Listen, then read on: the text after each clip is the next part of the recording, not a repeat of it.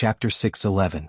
Of course, as far as Yu Qianshou knew, although this spirit stone trading company already had the embryonic form of a bank from his previous life, it was clearly not so perfect yet.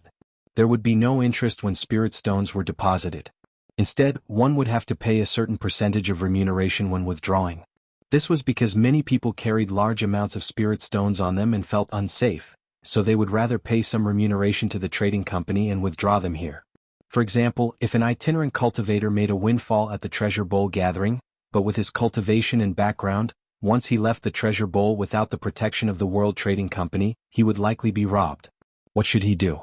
No problem, the Spirit Stone Trading Company would provide you with convenience. You only needed to pay a small portion of the remuneration and deposit a large amount of spirit stones in the trading company. When traveling, if you lacked money, you could withdraw it at any time from the World Trading Company's branch. It was up to you to withdraw as much or as little as you wanted. It didn't matter if it was distributed multiple times. The Spirit Stone Trading Company would never embezzle a single spirit stone from you. In terms of business reputation, the World Trading Company could be said to be the model for the entire cultivation world. Due to the daily fighting and death in the cultivation world, it was said that people often died before they had the chance to take out their spirit stones to enjoy. If no one provided the correct information to take them out, then these spirit stones would naturally become ownerless. It was rumored that the World Trading Company could earn over 100 million high-grade spirit stones from this windfall every year. If your cultivation was low and you found some treasure at the treasure bowl gathering, you might be robbed on your way home. No problem, as long as you could afford the remuneration, the World Trading Company's escort company would provide protection and help you send it back. If the protection failed, the World Trading Company would compensate you according to the valuation. In short, if you had any problems with money or property, you could seek help from the World Trading Company. As long as you could provide the corresponding remuneration, the World Trading Company would provide you with a full range of services, and their reputation was absolutely guaranteed. This was the World Trading Company founded by Yin Baikong. Such a huge business giant, doing business in both the cultivation world and the secular world at the same time, made people jealous and envious. At the same time, they couldn't help but admire it. The flow of people in the treasure bowl increased dramatically. One passage was no longer enough, so the other 7 sealed passages were opened. 8 passages were opened together to cater to the merchants from all over the world. All the experts of World Commerce's headquarters had come out in full force, and they had even transferred quite a few from outside branches to keep a close watch on the movements of the entire cornucopia. If an average person dared to cause trouble, that was simply courting death. On the God of Fortune Peak, Xikongju and Jing Yuankong were constantly reporting all sorts of important news to Yin Baikong. In the World Chamber of Commerce, Xikongju was in charge of external affairs while Jing Yuankong was in charge of internal affairs. Learning that nearly 300 lords had sent messages saying that they would be coming to this world's cornucopia, a smile appeared on Yin Baikong's face. Those were nearly 300 of the richest people in the cultivation world. Everyone knew what they were after. It would be hard for the world commerce not to make a fortune this time. Yin Baikong was deep in thought under the pine tree on the peak. Xikongju rushed over from the foot of the mountain and cupped his fists. Master, by Wan Nations Wen Rui sent a message that Wen Lan Feng will be visiting cornucopia. In addition, Xen Laojiu from the Spirit Fang Valley sent a message saying that Lu Yanqing is already on the way to the cornucopia, and hopes that we can make careful arrangements. Yin Baikong was slightly startled. Wen Lan Feng coming was expected. After all, he was also a lord. For the future of the Wen family, it would be hard for him to resist the temptation of the restriction-breaking pill. But Lu Yanqing would come, but it was a little out of his expectations. That woman had participated in a cornucopia many years ago, and had never come again. Everyone knew that this woman liked peace and quiet, and did not like such a chaotic scene. Seems like the temptation of the restriction-breaking pill is not ordinary. Yin Baikong couldn't help but burst into laughter. Master, the lords from various countries have arrived. Do we need to entertain them? Xikongju asked. Yin Baikong lightly waved his hand. No need. They all have shops here and their own people will arrange it. It's not good for us to entertain them one by one, we don't have the time. If there's anything, they will naturally come find me. Of course, we still have to give these people face and treat them differently from ordinary people. All you have to do is send a thank you card along with a few words about our poor hospitality. Understood. Xikongju nodded, then frowned. Master, we won't keep a single one of the 5,000 restriction-breaking pills. Are we really going to sell them all? I was just about to tell you about this. Yin Baikong looked at the surging sea of clouds in the distance, narrowed his eyes and said, immediately put out another notice, announced that the price of the restriction-breaking pill is 2 million high-grade spirit stones. Also, make an explanation because there are only 5,000 restriction-breaking pills refined for the first time, it's not enough to meet the demand. In order not to offend people by favoritism, those who are sincere in buying will have to pay half of the deposit, 1 million high-grade spirit stones for each pill, no credit allowed. The other half will be paid when the goods arrive. Hearing this, Sikongju's eyes immediately lit up, and he somewhat understood his master's plan. He cupped his hands and said, Master is wise, I will immediately arrange it. There's one more thing. Yin Baikong frowned, the effects of the restriction-breaking pill must also be announced in detail. This pill can only increase cultivation but it can't break through bottlenecks. Make it clear on the notice that we will be selling a large amount of 7 treasure pills that can break through bottlenecks. As for the price, it will be the same as the restriction-breaking pill, 2 million high-grade spirit stones for one. Sikongju was stunned. Master, didn't you say that the price of our 7 treasure pill is 2 million high-grade spirit stones for one? Are you going to sell it at the original price? I have my own plans. Yin Baikong's eyes flickered. To him, the 7 treasure pill was something that could stop the restriction-breaking pill from increasing his cultivation. In other words, this was the reason why he dared to sell a large amount of restriction-breaking pills without fear of other forces surpassing him. Most importantly, the 7 treasure pill was not directly sold to him by Nyo Yud. If it was, then it would be easy. He was still confident in Nyo Yud's business reputation. However, the 7 treasure pill had to go through Yu Chincho's hands before it could enter his hands. Although Yu Chincho's cultivation was not much, he was a complete madman. There was probably nothing that he did not dare to do. That guy was too daring, somewhat lawless. He actually dared to kill more than 2,000 people from various countries without considering the consequences. Even if he was to do this, he would have to think twice. Originally, Yu Chincho wanted to rely on this thing to make money, but in the end, his business was snatched away by him. If he saw that he was using the 7 treasure pill for profit, who knew if that madman would be jealous? What if that guy threw caution to the wind and decided to sell it to him instead of giving it to him? With Wen Lanfeng backing him up, he really could not do anything to him. Therefore, in order to make that madman feel better, he decided to sell it at the original price. The other party saw that he was not making money and naturally would not have any objections. In short, the most important thing was to control the source of the 7 treasure pill. He must not use it to make money, otherwise the result would be disastrous. If he wanted to make money, he would be able to make a fortune with the restriction-breaking pill. What is Nyo Yud doing? Yin Baikong asked. Sikongju smiled bitterly and said, he is now together with the Sleeping Spring Brothels madam, practically living in the Sleeping Spring Brothel. The Sleeping Spring Brothels business has also become abnormally hot because of him, and the price has skyrocketed. Originally, one would only need to spend a few high-grade spirit stones to make a living, but now, without 1,000 high-grade spirit stones, it is hard to even enter the Sleeping Spring Brothel. But even so, there are still people scrambling like ducks, taking pride in being able to book a prostitute of the Sleeping Spring Brothel. Just today alone, the law enforcement squad went to the Sleeping Spring Brothel 5 times, because both sides fought over a prostitute. Yin Baikong was stunned for a moment, then shook his head and said, this guy. He then instructed, take care of the matter regarding the notice, then personally go to the Sleeping Spring Brothel and invite him over. I have something to discuss with him. While they were talking about Yu Chincho here, Yu Chincho himself was in the backyard of the Spring Slumber building with Yenyu, making love to each other to the death. They were sweating profusely. After that, the amorous Yenyu was like an octopus clinging onto Yu Chincho's chest. Little slut, when are you planning to leave? Yu Chincho asked as he caressed her plump bosom. After hinting at Yenyu last time, he once again strolled around the Sleeping Spring Brothel, only to find that this woman was still doing business as usual, and had no intention of leaving. He immediately gnashed his teeth in hatred. This woman was too disobedient, so he accidentally became a regular customer of this backyard. Why should I leave?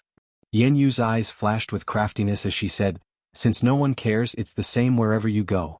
It's better to stay in the cornucopia, at least there's a guarantee of safety. Yu Chincho immediately became furious, pushing her smooth body away, sat up and stared at her, saying in a deep voice, I'll be frank with you.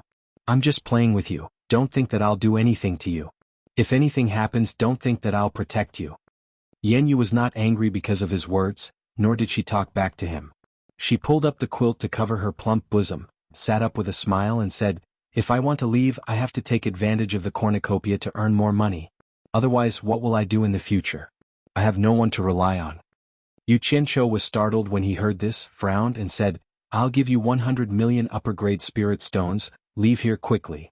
Yan Yu shook her head and said, "Although I'm in the Sleeping Spring brothel, I have my principles and I will never sell myself. You and I are willing if I take your money, what's the difference between me and selling myself? Don't force me to sell myself." Yu Qianqiu was speechless and he couldn't bring himself to say that he would give her money. After thinking for a while, he said to her, "Raise the price again, increase the minimum consumption of the Sleeping Spring brothel by 100 times. Once you've earned enough money, leave quickly." Yan Yu was stunned and she cried out involuntarily, "You just made me increase it by 100 times yesterday from 10 upper-grade spirit stones to 1,000, and now it's increased by 100 times again. Wouldn't that be 100,000 upper-grade spirit stones? Will there still be people coming? Damn it. There are more rich people than you can imagine. Besides, with Mai and Yin Baikang's face, it's definitely worth this price." Yu Qianqiu pulled her quilt away and drove her away. "Go quickly, time is spirit stones, once you've earned enough, get lost." Chapter 6:12. After tidying up, Yan Yu quickly went to the front hall to make arrangements for the price increase. When the notice for the minimum consumption of 100,000 upper-grade spirit stones was posted, like a stone that caused 1,000 ripples, the news quickly spread in Cornucopia and everyone thought that Sleeping Spring Loft had gone crazy. It immediately attracted a lot of people to Sleeping Spring Loft. Everyone wanted to see if someone would be so generous for a prostitute. However, to everyone's surprise, there was still an endless stream of customers. Yan Yu stood in front of the door and watched the crowd's reaction with a smile. Seeing this, she immediately relaxed. A few cultivators in brocade clothes surrounded an arrogant middle-aged man and squeezed into the crowd. The people clearing the way kept yelling, "People in front, make way. Don't block the door." The people who were pushed aside saw their clothes and immediately recognized them as disciples of East Nation's Cloud Palace. They couldn't afford to offend them and quickly moved to the side. Some even recognized the middle-aged man in the middle and whispered, "Isn't that Hu Changshou's third son, Hu Tianyun? Friend, please make way." The person clearing the way patted the shoulder of the person in front. The person who was patted turned around and glanced at them coldly. "So you're a disciple of Cloud Palace. Too bad this Sleeping Spring Loft doesn't belong to your family. Why should I make way?" The person clearing the way glanced at his bright yellow clothes and frowned. He turned around and looked behind him. Hu Tianyun took 2 steps forward and glanced at the person's bright yellow clothes. He said arrogantly, "So you're a disciple of Junlin Palace. This Sleeping Spring Loft is a place to spend money and have fun. I don't think the onlookers should block the way of the customers, right?" The crowd became excited. Hu Changshou and Qi Jiujuan were both soul formation final stage cultivators. Now that they were facing each other, there might be a big show to watch. "How do you know I'm here to watch and not to spend money and have fun?" The disciple of Junlin Palace retorted. Both sides had powerful backgrounds. He obviously couldn't weaken the sect's reputation. Otherwise, he wouldn't be able to explain himself when he returned. "You're only nascent soul realm early stage. May I ask which generation of disciple of Junlin Palace are you?" Hu Tianyun glanced at the Sleeping Spring Loft sign and said arrogantly, "Look carefully. The minimum fee is 100,000 top-grade spirit stones. If it's inconvenient, please step aside. Don't block the customers behind you." What he was implying was, "Can you afford it?" The expression of the disciple of the monarch's descent palace changed slightly. He snorted coldly and did not say anything else. Under everyone's gaze, he braced himself and strode into the spring slumber loft. "Why are you pretending to be rich when you don't have money? Why bother?" Hu Yuntian seemed to mutter, but the people around him heard it clearly. The disciples of the Heavenly Peak Cloud Palace all laughed and escorted him to the door. Hu Yuntian walked to the door and paused for a moment. His gaze fell on the poem on the slanted wall. He recited, "Spring sleeps without knowing the dawn, everywhere I hear birds chirping. The sound of wind and rain at night, the number of fallen flowers is unknown." It is indeed a good poem. Just this poem alone should increase the value of the Sleeping Spring Loft by 100 times. It is not a place that ordinary people can casually come to. One of the accompanying disciples immediately echoed, "That's right, Senior Nyo's poem was personally written by Senior Yin here. This kind of situation is extremely rare. Indeed, it was not a place where ordinary people could enter. The price should have been raised long ago, and not just anyone could barge in. Otherwise, it would be a disgrace to the statuses of the two seniors. Hu Yuntian smiled faintly. As soon as he turned around, his eyes lit up. His gaze fell directly on Yenyu, who was standing at the door. He lightly clapped his hands and said, "With such a stunning beauty in the sleeping spring loft, 100,000 upper-grade spirit stones is indeed not a lot. It is worth the price." As he said this, he pointed at Yenyu and said to the people beside him, "Make the arrangements. She will accompany me today." As soon as these words came out, the surrounding people were in an uproar. Yenyu's expression changed slightly, but she still stood there with a smile. Hu Yuntian looked back in confusion. Someone beside him tugged at him with some fear and whispered, "Third young master, your words are a little too much. She is the owner of this place and Senior Nyo is now living here." He did not finish his words, but Hu Yuntian immediately reacted. Now that the matter between Yenyu and Nyo Yud had spread everywhere, he had naturally heard about it. Although he was arrogant, he also knew that there were some people he could provoke and some people he could not. Nyo Yud dared to slap Fatty Pei's face in public. He was a person that even Yin Baikong had to be polite to. He was not someone that Hu Yuntian, the third young master, could afford to offend. He immediately strode in front of Yenyu, bowed and apologized. "So it is Owner Yen. It was I who spoke rudely. Please forgive me, Owner Yen." The surrounding crowd suddenly sighed. Yenyu had climbed up to a high branch, and now even Hu Changsho's son had to be courteous to her. Things were really different now. "It is not your fault for not knowing. Please come in." Yenyu smiled and waved her hand. After Hu Yuntian and the others bowed, they did not dare to be presumptuous anymore and walked in. Fortunately, these words were not heard by Yu Qianqiu in the backyard. Otherwise, Hu Yuntian might be in some trouble today. Yenyu stood there for a while longer and a few more waves of people came in. When they passed by her, they all respectfully saluted and said, "Headmaster Yen." They were all disciples of famous sections. Ordinary cultivators indeed couldn't afford such a high price. The crowd couldn't help but sigh. A group of disciples of famous sects actually bowed respectfully to a brothel proprietress. This was simply unheard of. Just as Yenyu felt that it was inappropriate for her to stand at the door and was about to turn and leave, a burst of exclamations came from the street. Most of the crowd in front of Sleeping Spring House immediately dispersed and rushed to the street. Yenyu was startled. She immediately called over a shop assistant and ordered him to see what was going on. Not long after, the shop assistant ran back to inform her that the World Commerce Association had announced new information about the sale of limit-breaking pills. In the backyard, Yu Qianqiu, who was lying naked on the bed, was humming a tune when he suddenly heard the exclamations coming from the distant street. He immediately got up, put on his clothes and prepared to see what was going on. Just as he walked into the courtyard, he saw Yenyu swaying her hips as she walked over. "What's going on outside?" Yu Qianqiu asked. Yenyu relayed the information that the shop assistant had gathered in detail. The restriction-breaking pill costs 2 million high-grade spirit stones each. Those who wish to purchase it must pay a deposit of 1 million. Yu Qianqiu said a few words, his eyes narrowed slightly, and then he let out a series of cold laughter. He now understood everything. He really had to give it to Yin Baikong. This old fellow's business mind was really amazing. His wishful thinking was really good. No wonder he dared to say such arrogant words. If there were tens of thousands of limit-breaking pills that cost 1 million high-grade spirit stones, he would have eaten them all. At first, he thought that Yin Baikong was just trying to brush him off when he said he would sell limit-breaking pills. He didn't think that Yin Baikong would sell limit-breaking pills to other forces and watch them grow stronger. He didn't expect that Yin Baikong was still hiding such a trick. For example, if an early-stage foundation establishment cultivator wanted to raise their cultivation to early-stage tribulation passing, they would need 9 limit-breaking pills, which were worth 1 million. In addition to the 1.2 million or so spirit stones used, one cultivator would need to spend about 10 million high-grade spirit stones. Now that he was selling limit-breaking pills for 2 million each, it was equivalent to giving Yin Baikong one for free. The more people bought, the more limit-breaking pills he would get for free. In the end, he only needed to pay a small portion of the spirit stones for the World Commerce's disciples to absorb spiritual energy to raise their cultivation. With the World Commerce's financial resources, it wouldn't be a problem at all. The limit-breaking pills he consumed would be equivalent to getting them for free. What was even more amazing was that Yin Baikong actually used the tactic of paying a deposit in advance. In other words, no matter how many limit-breaking pills he bought from him in the future, he would still have to fork out the capital of the few billion he gave him before. If he played it even more ruthlessly and got the deposit of 5 billion, he could immediately buy another 5,000 pills from him.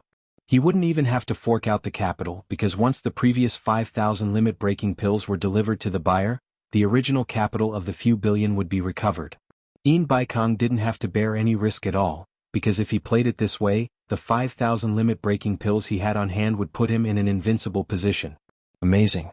He had succeeded in this gamble and was now sitting on the fishing platform. Previously, he really thought that Baikong would need to mobilize a large amount of the world commerce's working capital to buy the pills.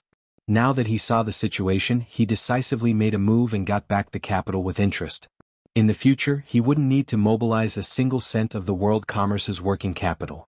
With his methods, no one from the various countries would be able to escape his grasp. Perhaps some people would say that 2 million per limit-breaking pill was too expensive and that no one would buy it. But the real limit-breaking pill was so miraculous that it couldn't be bought for 2 million per pill. Moreover, for the various countries, starting from accepting a disciple and nurturing him to the early stage of tribulation passing would take many years, including daily expenses. Even if they spent 40 to 50 million high-grade spirit stones, they still might not succeed. Now, they only needed to spend 10 million high-grade spirit stones. Even with the price of the 7 treasures pill, it wouldn't exceed 20 million. Moreover, it was a quick success which was equivalent to creating a group of early-stage tribulation passing experts for their own use. Who could resist such a temptation? And the most fatal point was that they had no choice but to buy it. Who would be willing to watch others grow stronger and threaten them? Selling the 7 treasures pill at its original price would not earn a single spirit stone. From this, it could be seen that Baikong had asked for the right to buy and sell the 7 treasures pill not to make money. In reality, it was to control the supply of the 7 treasures pill and choke the throats of those who bought the limit-breaking pill. No matter how many limit-breaking pills you bought, you couldn't surpass the influence of the world commerce. If the buyer felt that it was unfair, then they could choose not to buy the limit-breaking pill and someone else would buy it. The 7 treasures pill was controlled by Baikong, so the initiative was in his hands. He could decide how he wanted to play. Others couldn't refuse to buy the limit-breaking pill. You think it's unfair? You don't want to buy it? Fine, I won't force you. I can sell some of the 7 treasures pill to your opponents as long as you can sit tight. If everyone buys it, that's fine too. It's not that I won't sell the 7 treasures pill, but I'll sell it slowly. However, I don't know when I'll be able to sell it. Chapter 6:13. Furthermore, everyone would receive an equal share. Even if there were more, it wouldn't be enough for so many countries to divide it. Even if they took out 10,000 7 treasures pills at once, if they were divided among 300 countries, each country would at most get around 30 pills. When the time came, he would have an excuse to say that his refining speed was just that. For the sake of fairness, no one could do anything to him. If you were not satisfied, you could ask others to buy less and sell the rest to you. But who would agree to this? But the World Chamber of Commerce was different. As long as they earned enough money, they would immediately have enough limit-breaking pills and 7 treasures pills to use together. This way, Baikong would be taking everyone's money and earning everyone's money. If they provided enough limit-breaking pills, he could use the 7 treasures pills as leverage to extract as much spirit stones from the various nations as possible. When the time came, he might not even need to spend a single spirit stone to use the spirit stones from the various nations to raise the cultivation of every disciple of the World Chamber of Commerce to the early stage of passing tribulation. Imagine how terrifying it would be if all the disciples of the World Chamber of Commerce became passing tribulation experts. Just the thought of it sent shivers down one's spine. Even if someone killed Baikong, any small leader of the World Chamber of Commerce could easily lead a group of disciples to retaliate. That would be unbearable. No matter how high one's cultivation was, if they couldn't kill you, they could kill your subordinates and turn you into a lord without an army. At that time, what kind of lord would you be? If you didn't have any subordinates, would you have to go to the spirit stone mines to dig for spirit stones? Unless someone was willing to be liked by Changchun, arrogant and solitary, and didn't need subordinates. Yu Qianqiu narrowed his eyes and sneered incessantly. Unfortunately, no matter how cunning you Baikong are, you won't be able to escape my palm. You want limit-breaking pills? Fine, I'll sell as many as you want. I'll let you earn them slowly. The more you earn, the harder it will be for you to clean up. Once the 7 treasures pills hit the market in large quantities, it will be the end of the World Chamber of Commerce. I won't have to worry about that jade archive depicting the various nations. I'll take this opportunity to take care of you. Seeing his expression, Yan Yu asked carefully, "Is there a problem? I still want to buy some limit-breaking pills." Yu Qianqiu was stunned. He looked her up and down and said in surprise, You're already at the early stage of crossing calamity. Why do you still want to buy the restriction-breaking pill? Yenyu shook her head and said, It's not me who bought it, it's the Sisters of Sleeping Spring Loft. Everyone earns this shameless money just to go further on the path of cultivation. A few of them occasionally encountered generous benefactors and saved some money, wanting to take advantage of this opportunity to improve their cultivation to the next level. However, they're afraid that they won't be able to buy them if they have too few pills and too many people, so they want me to buy some through my relationship with you. At first I didn't agree, but I couldn't resist their begging. After all, it's not easy for everyone. Seeing that Yu Qianshou seemed to be a little unhappy, Yenyu hurriedly waved her hand and said, Don't worry, the money they have saved up is only enough for each of them to buy one. Also, they would pay according to the selling price, not a single spirit stone less. They're just worried that they won't be able to see the 5,000 restriction-breaking pills on the market before they'll be divided up by the big powers. Then she weakly added, Is it okay? If not, then forget it. Yu Qianshou frowned and stared at Yenyu, not knowing what to say. Although he had a physical relationship with her, he didn't know her very well. There were some truths that he couldn't tell her.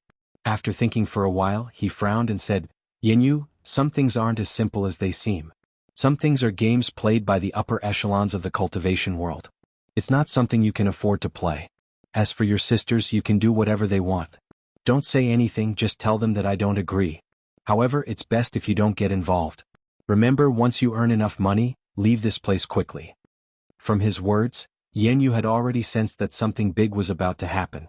Now that she heard him talk about games played by the upper echelons, she realized how terrifying this matter was.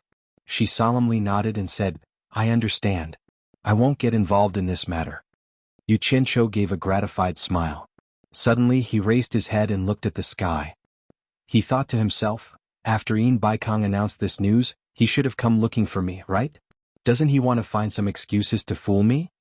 While Yenyu was wondering what he was looking at, a shop assistant ran in from the back door of the front hall. After bowing to Yu Qianshou, he respectfully said to her, Boss, there are a dozen female loose cultivators outside. They said they want to stay in the building. Rather than calling them shop assistants, it was more appropriate to call them pimps. Yenyu waved her hand and said, Bring them here. The shop assistant nodded and went back. What do you mean by staying in the building? Yu Qianshou asked in surprise. Isn't it all because of you? Yenyu rolled her eyes and explained in a bad mood. Only then did Yu Qianshou realize that staying in the building was just a nice way to put it. To put it bluntly, staying in the building and selling their bodies to earn money? Ever since the Sleeping Spring brothel became famous and the price increased, there would be 1 or 2 female loose cultivators joining the Sleeping Spring brothel every day. However, it was the first time that more than a dozen of them came at the same time. It must have something to do with the minimum spending of 100,000. With such a high income, even if the Sleeping Spring brothel took a cut, it was still an irresistible temptation for them. Perhaps even those loose cultivators who didn't want to do this couldn't resist such a big temptation. Yu Qianshou was really speechless. He came up with the idea of increasing the price, not only for Yenyu's sake but also for the sake of her. If they were greedy and willing to continue to sink, then they couldn't blame others. But who knew that it would actually attract more people to do this? But who knew that it would attract more people to this line of work? He didn't know if he was doing a good thing or a bad thing. At this time, the shop assistant had already brought in 13 women. Their appearances were not bad. In fact, in the cultivation world, most of the people who had spiritual roots were better looking than mortals. Or they would go to the other extreme and their appearance would be abnormally ugly. After the 13 women bowed to the 2 of them, they stood in a row under the shop assistant's instructions. Yenyu also took out the demeanor of a brothel keeper and checked them one by one. Sigh. What a sin. Yu Qianshou was speechless. He also looked at these women. A woman with disheveled hair and a dirty face attracted his and Yenyu's attention at the same time. Both of them couldn't see through her cultivation. This made the 2 of them feel a little strange. For loose cultivators whose cultivation had reached the crossing calamity stage, even robbing in the cultivation world would be better than doing this. The woman's head was slightly lowered and her hair was disheveled, so they couldn't see her face clearly. Her untidy clothes were wrapped around her body, as if they hadn't been washed for years. Yenyu turned around to look at Yu Qianshou. She saw that he was squinting at the woman. Obviously, he also noticed that something was wrong. With Yu Qianshou's support, Yenyu wasn't afraid that the other party would come up with any tricks. She then stood in front of the women and started lecturing. Since everyone has come to Sleeping Spring brothel, you must be clear about the rules. However, I still have to remind you. I don't have too many rules here. Anyone who comes to my brothel will be provided with a single room for free. I won't force you to do anything, and it's up to you whether or not you want to receive customers. However, Sleeping Spring Brothel will take 50% of the revenue from receiving customers, which is half. The tax for cornucopia will be paid by Sleeping Spring Brothel. At this point, among the 13 people, someone suddenly asked, "Didn't you say that Sleeping Spring Brothel is now exempt from all taxes?" Yu Qianqiu looked at the woman who spoke, speechless. Yan Yu nodded and said, "Last time, Senior Yin said that Sleeping Spring Brothel is exempt from all taxes. If you really don't want to collect taxes, then I will return the tax to you. It's all hard-earned money, so I won't take advantage of you. In other words, if you don't pay taxes, Sleeping Spring Brothel will only take a 40% commission. The reason why I want to take a commission is because the workers in the brothel have to pay, and this Sleeping Spring Brothel also has to pay rent and taxes every month, plus some necessary bribing. In fact, I won't earn much from each of you. However, I have to make one thing clear." Yan Yu stared at the woman with disheveled hair and a dirty face and said, "I know it's not easy for everyone. Although I also want to help everyone, Sleeping Spring Brothel has to be maintained. If anyone doesn't want to do it, it's better to quit as soon as possible because Sleeping Spring Brothel has a rule, and it's an old rule. You'll have to consider it every 5 days, and if you don't receive any customers, it means you're not suitable for this business. It's better to leave your room for those who really need it. When the time comes, you'll be asked to leave. Do you have any other questions?" Yu Qianqiu looked at Yan Yu, not knowing whether to laugh or cry. This woman was a virgin, but she had a way of managing a brothel. He really didn't know where she learned it from.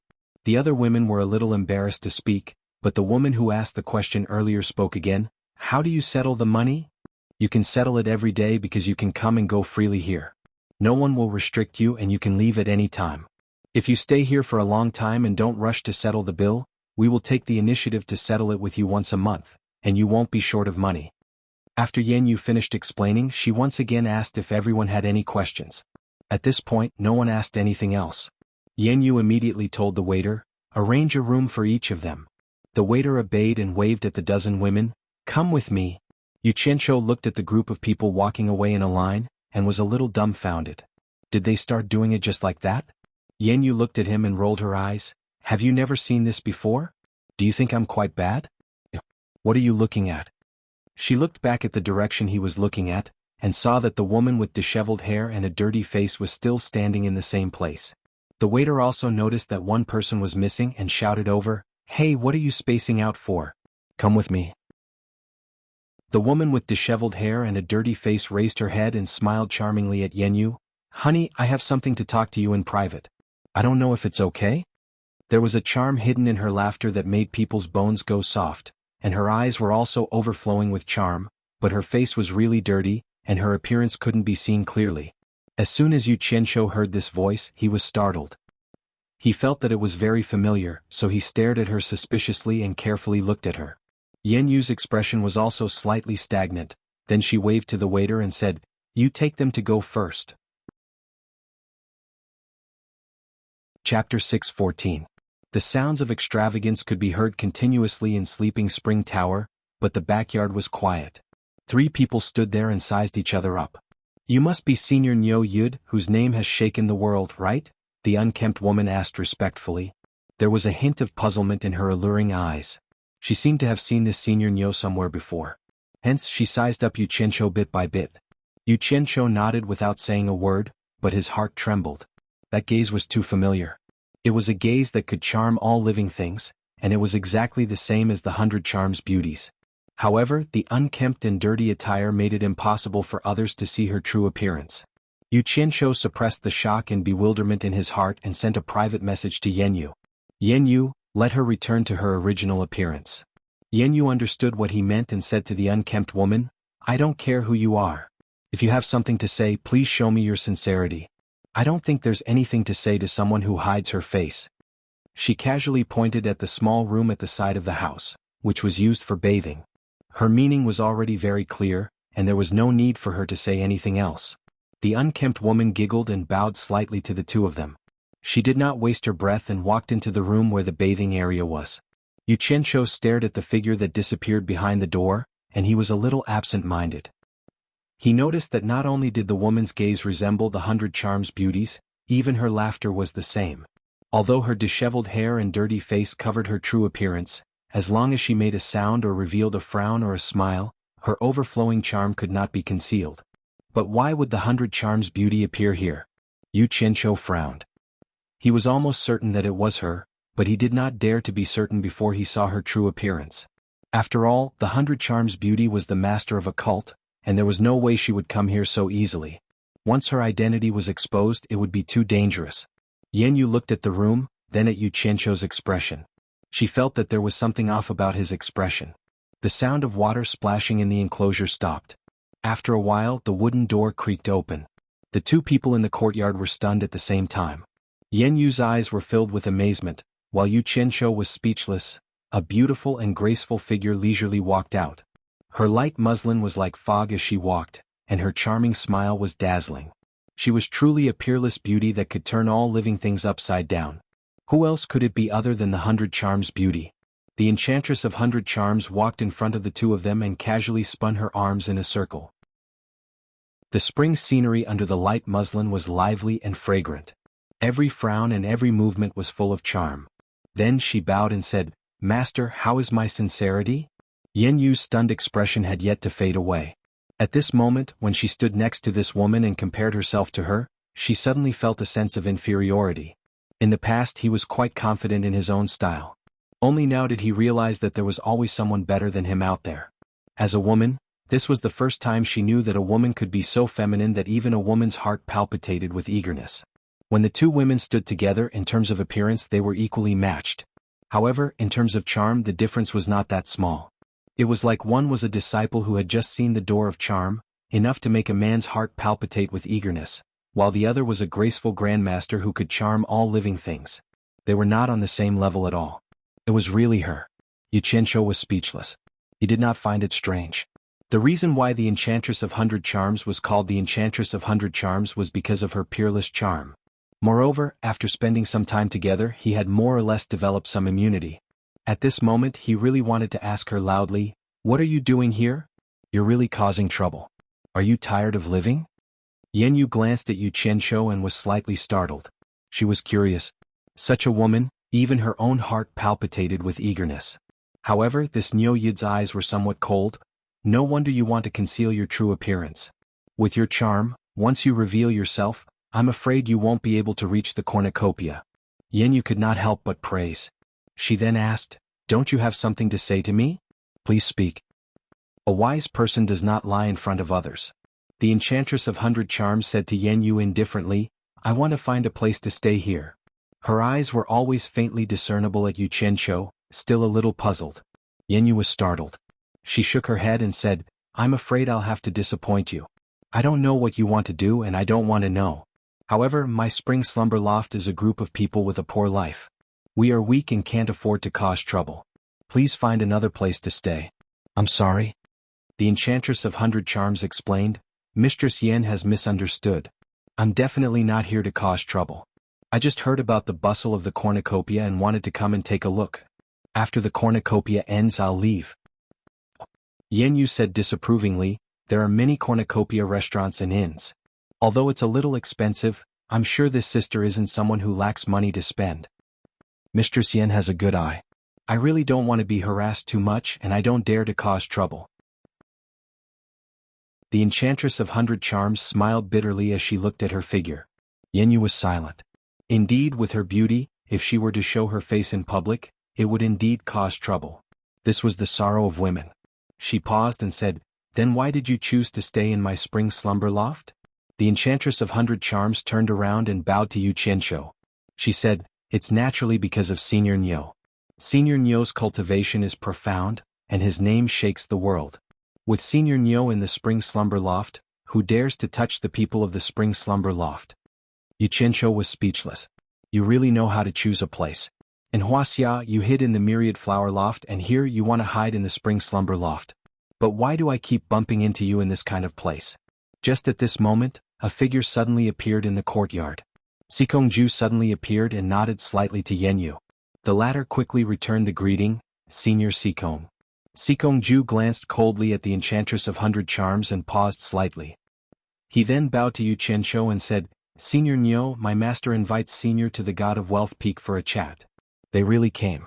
Yu Qianqiu nodded and glanced at the Enchantress of 100 Charms. He transmitted his voice to Yenyu, "This woman's background isn't ordinary. Keep her for now.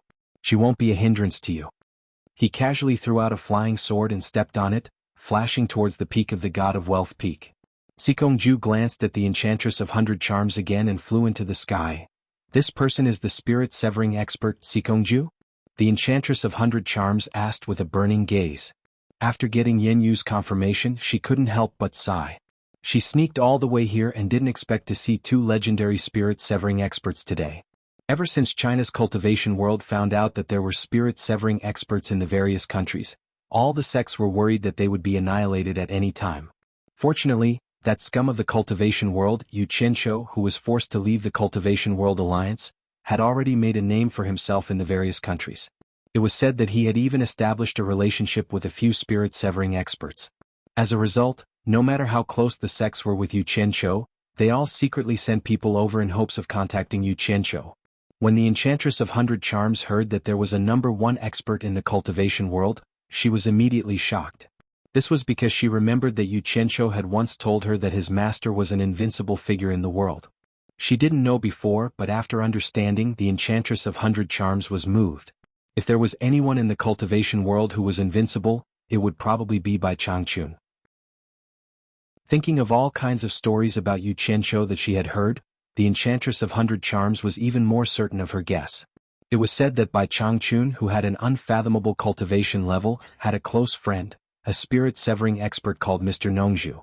During the saber-drawing assembly, it seemed that the people of Limitless Island had some misgivings about the girl in purple beside Yu Qianqiu and said that her master was Mr. Nongzhu. Later, she heard that when Yu Qianqiu was in Dayang Kingdom, he was together with Mr. Nongzhu. The two coincided, so it was definitely not a coincidence.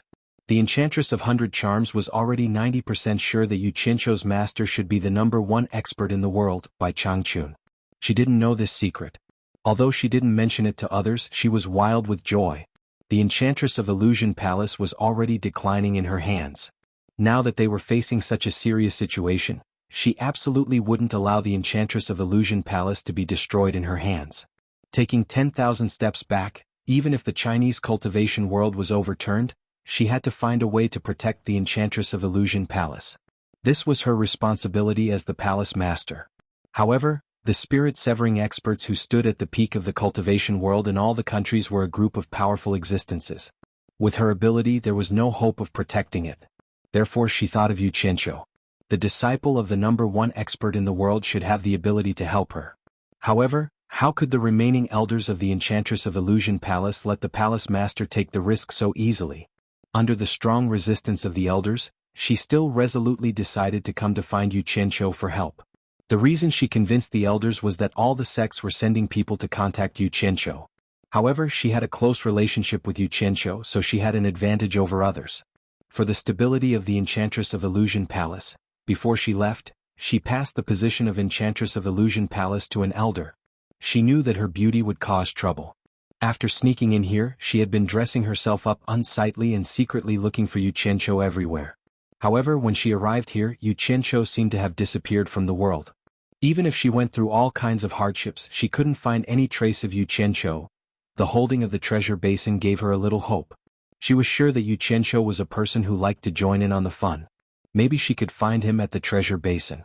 If she really couldn't find him, she was ready to take the risk of breaking into the demon domain. Finally, she arrived at the treasure basin, but she thought of a problem. Since Yu Qianqiu had the intention to hide his traces, even if he came to the treasure basin, he might not let everyone know. Then how could she find him? It just so happened that the House of Spring Slumber had caused a great commotion, and with the support of the mysterious expert Niu Yid, no one dared to find trouble with the House of Spring Slumber. She gritted her teeth and decided to show her true face at the House of Spring Slumber. Presumably, with her beauty, she should be able to quickly become famous in the treasure basin.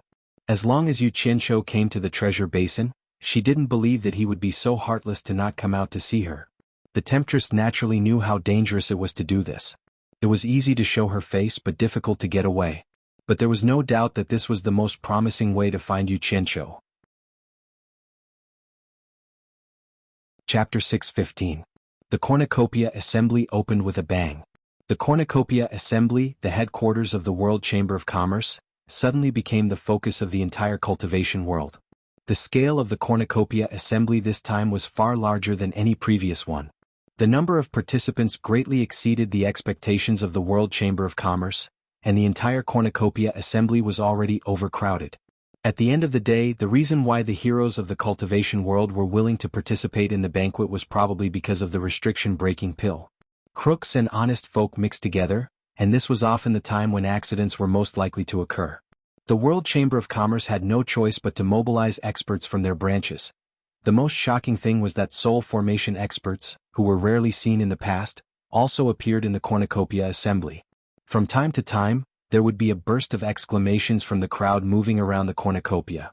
Everyone would always see the flow of people separate at the entrance of the various countries' shops, only to see the legendary lord of the soul formation stage, surrounded by their respective forces, settled down in their own shops. Hua Zongming of the Dayan Nation is here. The crowd rushed towards the Dayan Nation's shop. Pei Fang of the top 10 experts of the soul formation final stage is here. The crowd rushed to the street where the Millennium Nation's shop was located.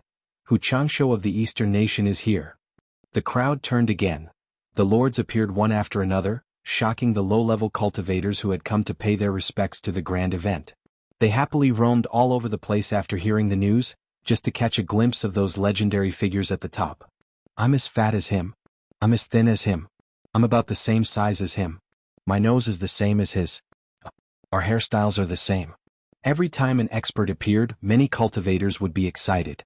They found that they could actually find something in common with themselves from these legendary experts. Even if they had the same full beard, it could make them as excited as if they had been injected with chicken blood. For those cultivators struggling at the bottom of society, being able to find even a tiny bit of similarity with themselves from these legendary experts would undoubtedly magnify it in their hearts by 1,000,000 times. Their originally gloomy and bumpy path of cultivation would instantly be filled with light. On the first day of the assembly, so many top experts had arrived. This was unprecedented. They ran around tirelessly, admiring the legendary soul formation experts one after another. Wen Lanfeng, the world's second expert, Wen Lanfeng is here. Wen Lanfeng is here too. The excitement that lingered on the streets immediately reached a climax, and the crowd surged forward like water. A few people couldn't hold back and soared into the sky. During the Treasure Basin meeting, except for the law enforcement guards and soul formation experts, no one else was allowed to fly in the Treasure Basin. Otherwise they would be severely punished. This was an agreement that all the countries had agreed to. After all, everyone had their own businesses here, and too much chaos was not good for anyone. On the roof of the street, an expert at the end of the crossing calamity stage suddenly turned his head to look at the people who had flown up. He waved his hand and shouted, "Capture them! Kill them without mercy!" More than a dozen figures suddenly appeared from all directions, immediately blocking the three people in the air. The expressions of the three of them changed drastically, and they immediately came to their senses. They realized that they had done something stupid in a moment of impulse. One of them immediately begged, "I didn't do it on purpose, give me more." Ah! A few screams followed. The law enforcement guards didn't listen to any explanation at all. They obeyed and killed the three of them on the spot. The three people's hot blood splashed in the air, and several severed corpses smashed into the crowd, cooling down the overheated atmosphere on the street. Sikongju, who was searching midway, witnessed this scene with his own eyes. He looked at the person on the roof who ordered to kill without mercy and nodded slightly with a look of approval. He was worried that there were too many people and that everyone would be too excited and something would happen. Now this decisive kill had produced a great effect. What made Sikongju most satisfied was that this person was none other than his third disciple, Mu Lianxiu. Mu Lianxiu was the law enforcement chief of the Treasure Basin meeting, and he was responsible for maintaining the order of the meeting. When Lanfeng frowned slightly as he looked at the respectful gazes around him.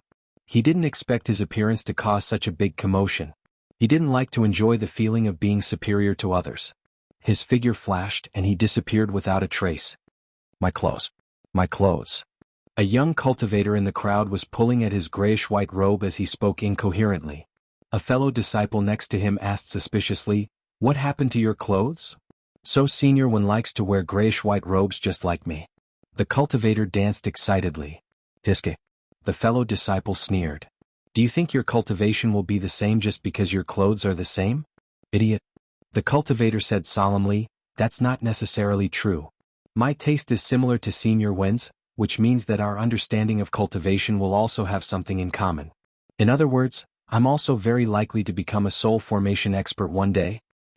Senior brother, where are you going? Wait for me. In the unused attic on the top floor of the sleeping spring loft, it was elegantly decorated, and the incense burner placed on the horizontal table was emitting green smoke. Yenyu sat on the side and sipped on a small cup of tea. She silently looked up and down at the allure beauty standing in front of the wooden window. She didn't know why Nyo Yid wanted her to take this person in. Could it be that he took a fancy to her beauty? The allure beauty had been watching the movements on the street in front of the wooden window. The waves in her heart hadn't stopped. The legendary soul formation experts appeared one after another. It really shocked her. Yenyu got up and gently walked to her side. She glanced at the lively street below and casually asked, You said you came to Cornucopia to find someone. Who are you looking for? If it's convenient, you might as well tell me. I've been in Cornucopia for many years, maybe I've heard of him. The allure beauty turned around and was silent for a moment. Then she smiled sweetly and said, The person I'm looking for is called Yu Qianqiu. Yu Qianqiu? Yenyu was stunned. Did I hear that right? You came to Cornucopia to find that murderous butcher Yu Qianqiu?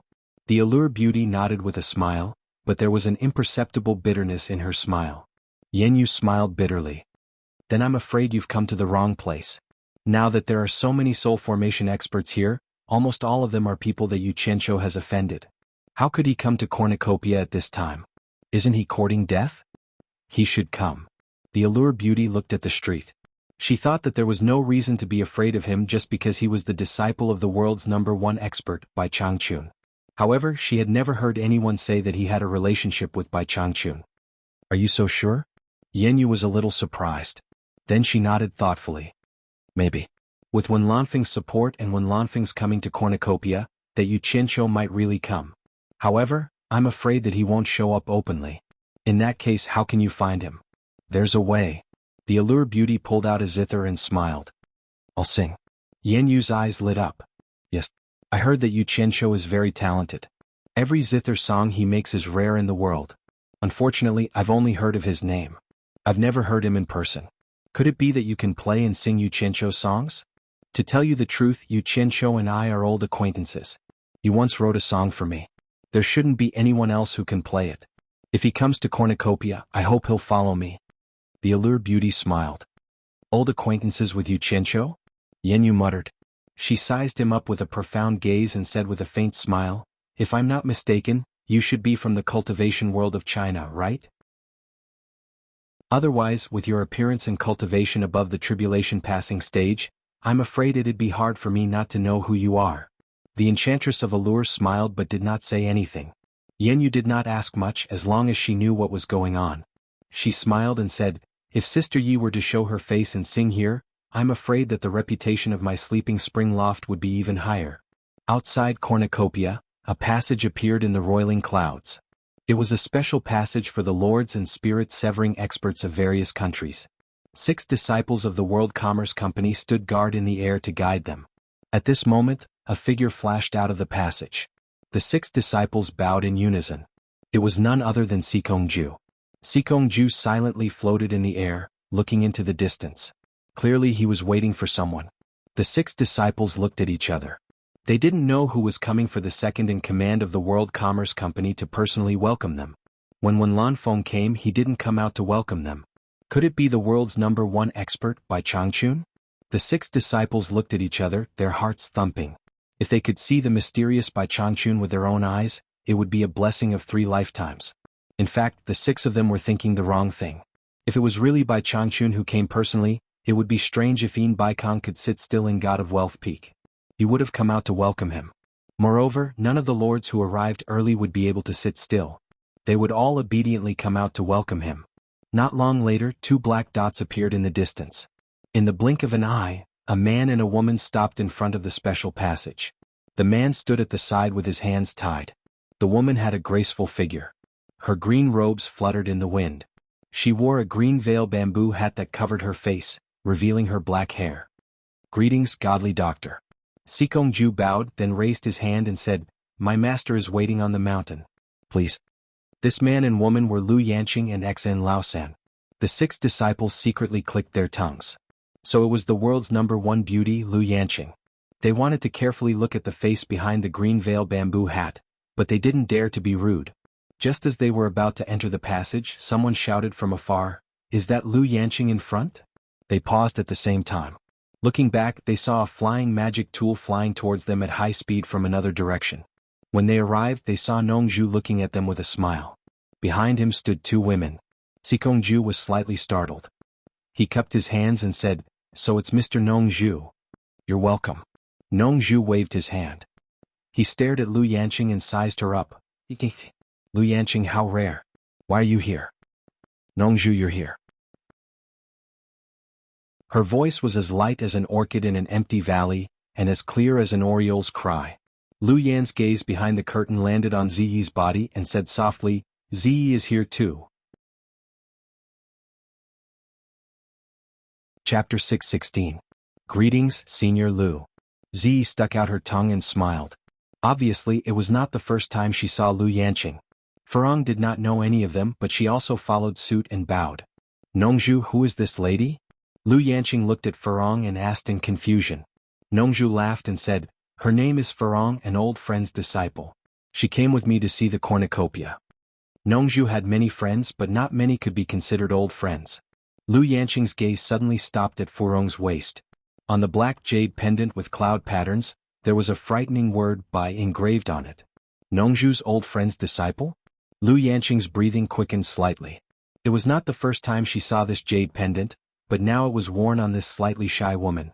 Then her master is, so it's Lady Furong. Lu Yanqing's gauze moved and she rarely took the initiative to greet a junior. Old Xian had seen Furong in Daong Kingdom, but they had never spoken. This girl was hanging out with Nongju at that time, so he did not find it strange. But seeing that his master valued her so much, he was somewhat curious. Sikongju was not blind, so he naturally saw the jade pendant. He had also seen this jade pendant before. His pupils suddenly shrank and the expression on his face twitched. He looked at Furong and swallowed his saliva with difficulty. He rarely cupped his hands and said to Furong, "So it's Lady Furong." The 6 disciples were also not fools. They also felt that the atmosphere was a little strange. Sikongju actually took the initiative to bow to a junior? The gazes of the 6 people also fell on Furong with uncertainty. Who was this? Furong timidly returned the greeting to the 2. She did not know what the jade pendant on her waist meant, and did not know how much pressure it was for the people who knew this jade pendant. Nongju looked on from the side and was quite satisfied. She admired herself for using Yu Qianqiu to seduce Furong, and then using Furong to steal a jade pendant from Bai Changchun. It was a rare opportunity to borrow the tiger's might. She laughed and said, "Don't dawdle here. Let's go in first." "Please." Sikongju waved his hand solemnly. Then he led them into the cornucopia, and the group headed straight for the God of Wealth Peak. Not long after Yin Baikong sent Niu Yit away, Sikongju arrived with a few people. Nongju retracted her flying magical item, then immediately cupped her fists at Yin Baikong and said, "Yin Baikong, congratulations. You're going to be rich again." "Nongju is here." Yin Baikong replied indifferently. He never had a good impression of Nongju. This guy relied on the fact that Bai Changchun was his good friend to never put him in his eyes. If it weren't for Bai Changchun, he would have killed him several times when they didn't get along. Nongju smiled and did not take it seriously. In his heart he thought, "I know that you and Grandpa don't get along, so I specially got you a nemesis today." Yin Baikong smiled at Lu Yanqing, raised his hand and laughed, "Rare guest, rare guest. My cornucopia is greatly honored by Divine Physician Lu's presence, ha. Brother Yin is too humble. I hope I won't disturb you." Lu Yanqing bowed. I can't even invite an esteemed guest, how can I disturb you? I actually hope you come and disturb me every day." Yin Baikong laughed heartily, then turned to Sikongju and instructed, "Arrange a quiet courtyard halfway up the mountain. Don't let anyone disturb Divine Physician Lu." Most of the other powers had their own places to stay in Cornucopia, but Lu Yanqing's Spirit Fang Valley did not have any shops in Cornucopia, so naturally they had no place to stay. They couldn't let one of the 4 eccentrics stay in an inn in Cornucopia, right? Yin Baikong was not that bad. Moreover, Lu Yanqing was such a delicate beauty. Although Yin Baikong was old, he had always been interested in protecting beauties. Most importantly, there were too many people in the cultivation world who owed Lu Yanqing a favor, including Yin Baikong himself who owed Spirit Fang Valley a favor. Don't look at how she stood aloof from worldly affairs, and her cultivation wasn't very high, but no one could underestimate her power. As for whether she used it or not, that was another matter. But then again, to be able to be recognized as one of the 4 eccentrics, none of them were simple. Yin Baikong, arrange a quiet courtyard for me as well. Look at me, it's not safe for me to wander around with 2 girls. Nongzhu asked without any trace of politeness. Yin Baikong coldly glanced at her and snorted, "You, Mr. Nongzhu, have a wide range of connections. Do you think you don't have a place to stay? You're not joking, right?" His words meant rejection. At the side, Lu Yanqing was speechless. She glanced at Hibiscus through the green veil, then closed her red lips again. She wanted to say something to Yin Baikong, but after thinking about it, she felt that it was inappropriate. After all, this wasn't her territory, so she couldn't help Yin Baikong make decisions. Then forget it. Nongzhu shrugged her shoulders indifferently, then turned to Hibiscus apologetically. "Hibiscus, my face is a little small and I've made you suffer. Come, let's go to the inn at the foot of the mountain and see if there are any empty rooms. I believe that if we look from one to another, we'll definitely find one. Zi, come, let's go down the mountain." "It's all right," Hibiscus said weakly. She didn't think that there was any difference between staying at the foot of the mountain and the top. Zi pouted her lips at Yin Baikong. Yin Baikong snorted coldly. This Nongzhu was obviously pretending to be pitiful. How could this old man's god of wealth peak be a place that anyone could stay at? Lu Yanqing's expression became strange. Why did she feel that Nongzhu was deliberately tricking Yin Baikong? If Yin Baikong really offended that person with that person's thunderous methods, he wouldn't be able to argue at that time. This cornucopia association, what a joke. If this girl was really that person's disciple, then she would have offended that person's entire family. Who would dare to not give that person face? Sikongju's forehead was drenched in cold sweat. His master still hadn't discovered it. He hurriedly moved in front of Nongzhu and awkwardly cupped his hands. "Mr. Nongzhu, please wait a moment. I'll discuss it with my master." "No need.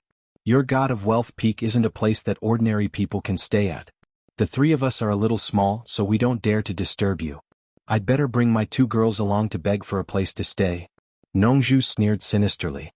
Yet, his face revealed an expression that said, "Just you wait and see, I'll teach you a lesson when the time comes." Lu Yanqing's red lips slightly opened as she secretly smiled bitterly. This Nongzhu really wanted to trick Yin Baikong. Begging on the streets. Sikongju almost choked to death by these words. He repeatedly smiled apologetically.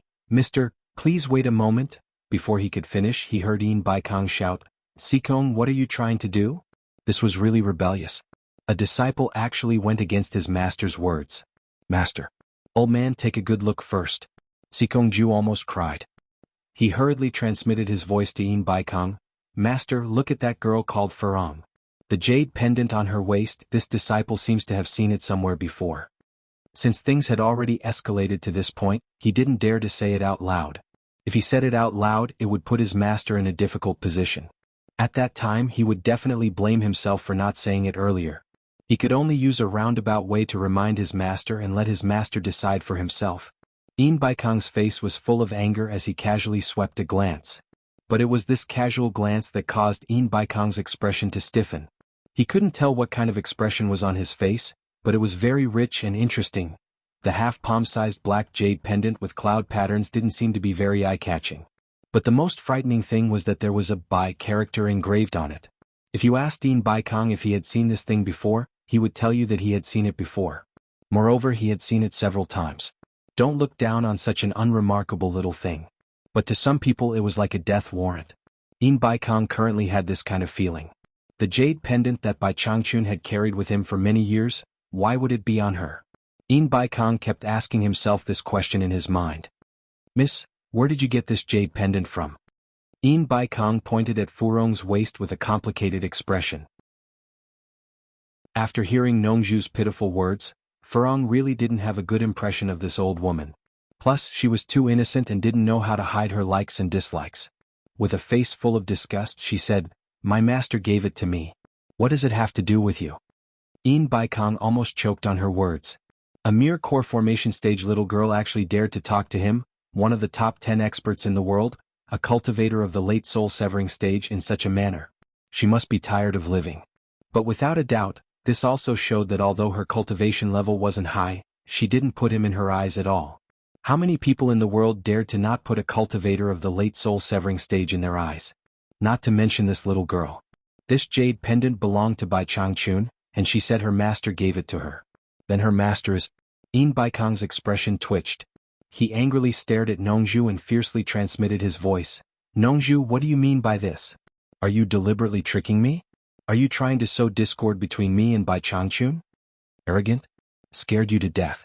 Nongzhu's stomach was already overjoyed, but on the surface she coldly transmitted her voice back. Don't think that just because your cultivation level is high you can wrongly accuse others. When did I sow discord between you and Bai Changchun? What I said earlier has anything to do with Bai Changchun. Don't tell me you don't know who this little girl's master is? Yin Baikong yelled as he clenched his teeth. Whether I know who her master is or not, it's none of your business. Don't tell me I have to report to you? Who gave you such a bad habit? Nongzhu scolded him with satisfaction. These two guys looked at each other and didn't say anything, but how could Lu Yanqing and Sikongju not see that the two of them were already quarreling with each other? Third brother Xan had never seen Bai Changchun before, but now that the topic of the late soul-severing stage cultivator was actually related to Furong's jade pendant, he couldn't help but pay attention. The word Bai on the black jade pendant made his eyebrows twitch. This was obviously an ordinary jade pendant that indicated a surname, but the surname Bai seemed to be rare in the cultivation world. The attention of a late soul-severing stage cultivator and his master's attitude immediately made third brother Xan think of a certain person with the surname Bai. He remembered that this girl named Furong seemed to be Yu Qianqiu's woman. Chapter 617. Yin Baikong's good mood these few days disappeared in an instant. Every time he met this guy he would feel disgusted for a while, but he couldn't do anything to him. Suppressing the anger in his heart, he transmitted a message. Nongzhu, don't go overboard. Don't think that no one in this world is Bai Changchun's match. He had thought it through. If Nongzhu was persistent and attracted by Changchun's attention, he could only ask Niu Yid for help. He didn't believe that an immortal couldn't deal with Bai Changchun. Nongzhu was stunned. Was there anyone in this world who was Bai Changchun's match? The old fox wouldn't joke about this. She subconsciously asked, who? There's always someone better, it's none of your business. Yin Baikong transmitted, I'll arrange a house for you halfway up the mountain. You can't live there, right? He had already admitted defeat. After all, he didn't dare to provoke Bai Changchun. If he couldn't get Niu Yid to help, he would be in trouble. Of course I'll live there. Nongzhu replied. He didn't have any deep grudges with Yin Baikong. He just didn't like the old fox, so he couldn't help but provoke him every time. In fact, Yin Baikong never provoked him. Now that he heard that Niu Yid was staying on this heavily guarded mountain, he also wanted to stay there. It would be more convenient for him to chat with Yu Qianqiu. Now that he had fooled the other party and achieved his goal, he naturally had to stop while he was ahead. He couldn't risk his life against the old fox. The old fox wasn't someone to be trifled with. However, he was still pondering over the old fox's words. Was there really anyone in this world who was old Bai's match? Hearing this, Yin Baikong's anger subsided a little. He turned to Sikongju and said, Lady Furong is new here. Make the arrangements. He didn't mention Nongzhu but Furong. It was obvious that he was giving Furong some face. After that, he floated into the Hall of Wealth to avoid any more awkwardness. Third brother Xan looked at Furong and confirmed his guess. She should be that person's disciple. Divine Dr. Lu, Mr. Nongzhu, Lady Furong, please follow me. Sikongju personally led them down. Not long after, Sikongju rushed over from the foot of the mountain and rushed into the Hall of Wealth. The slightly gloomy Yin Baikong seemed to have eyes on the back of his head as he asked in a deep voice, Has everything been arranged? It's done. Sikongju cupped his hands and said, Master, Bing Qingzi brought Yan Zhuisheng into the cornucopia. Yin Baikong suddenly turned around, his eyes narrowed as he said with a mischievous smile, You still dare to come, you've got guts. Niu Yid's foresight is extraordinary. Last time we were fooled by Bing Qingzi. Yan Zhuisheng. There must be something mysterious about this kid. Arrange for someone to keep an eye on him. Be careful not to alert the enemy. If you find him leaving the cornucopia alone, tell me immediately. I'll deal with him myself. Sikongju's eyes lit up. No wonder Master didn't pursue the matter from back then. It seems that this Yan Zhuixing is still a problem. If that's the case, then the matter from back then still had merit. He immediately replied, "Don't worry, Master. There are many people in cornucopia now. No one will find out if 1 or 2 people are inserted to monitor Yan Zhuixing. I'll arrange it right away." There weren't many people in Bing Qingzi's group. They only brought Yan Zhuixing and Man Hu. In order to avoid unnecessary trouble, the 3 of them directly descended into the backyard of Di Rong Kingdom's shop. The manager of this place had already brought people to welcome them. Man Hu dismissed the people who came to welcome them. Who knew that after a while the manager returned and said that Hu Changshou's third son, Hu Yuntian, had come to pay a visit. Man Hu glanced at his master and immediately asked the manager to bring them in. When Hu Yuntian arrived, he couldn't avoid greeting and stated his purpose. It turned out that Hu Changshou had sent him over, saying that he had something to discuss with Bing Qingzi. Before Bing Qingzi left, he took a glance at Yan Zhuixing and left without saying anything. Actually, he didn't want to bring Yan Zhuixing this time, mainly because he was worried that something might happen. However, Yan Zhuixing insisted on coming. He said that if someone really wanted to deal with him, it would be more dangerous for him to separate from Bing Qingzi. Bing Qingzi thought about it and agreed. Plus, he couldn't force Yan Zhuixing to go, so he brought him along. However, he told Yan Zhuixing to try his best not to meet Niu Yud. No one knew the depth of Niu Yud, so he had to figure out Niu Yud's background first. There were only 3 people left in the backyard. Man Hu and Hu Yuntian were obviously very familiar with each other. The 2 of them were chatting politely. "Brother Hu, this is my junior brother, Yan Zhuixing." Man Hu introduced. Yan Zhuixing nodded slightly. "I guessed it." Hu Yuntian laughed and waved his hand. "It's my first time meeting Brother Yan. I'll treat you to a fun place." Man Hu said, "I wonder what kind of place it is for Brother Hu to find it fun. I wonder if the 2 of you have heard of the Sleeping Spring Inn?" Hu Yuntian smiled. A trace of coldness flashed in Yan Zhuixing's eyes. Man Hu squinted his eyes. Those who were well informed would know that Niu Yud was currently living in the Sleeping Spring Inn. However, this guy insisted on bringing Yan Zhuixing to the Sleeping Spring Inn. "It's just a brothel. What fun can there be? I'm not interested." Man Hu refused without batting an eyelid. However, Yan Zhuixing continued, "Is it the Sleeping Spring Inn where Senior Yin and Senior Niu wrote a poem together?" "That's right. It's because the 2 seniors wrote a poem together that this Sleeping Spring Inn has a special flavor." Hu Yuntian asked with a deep meaning, "Why? Is Brother Yan interested?" He was here to probe under his father's orders. After Yin Baikong and Niu Yud met, they actually did not pursue the matter of Yan Zhuixing. This had long made Hu Changshou suspicious, so he sent his son here to find a way to probe.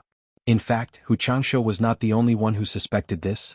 "I heard that Senior Niu has a lover in the Sleeping Spring Inn called Yenyu?" Yan Zhuixing continued to ask. "Ah, speaking of that Yenyu, Senior Niu's eyes are really good." Hu Yuntian laughed. "Eldest senior brother."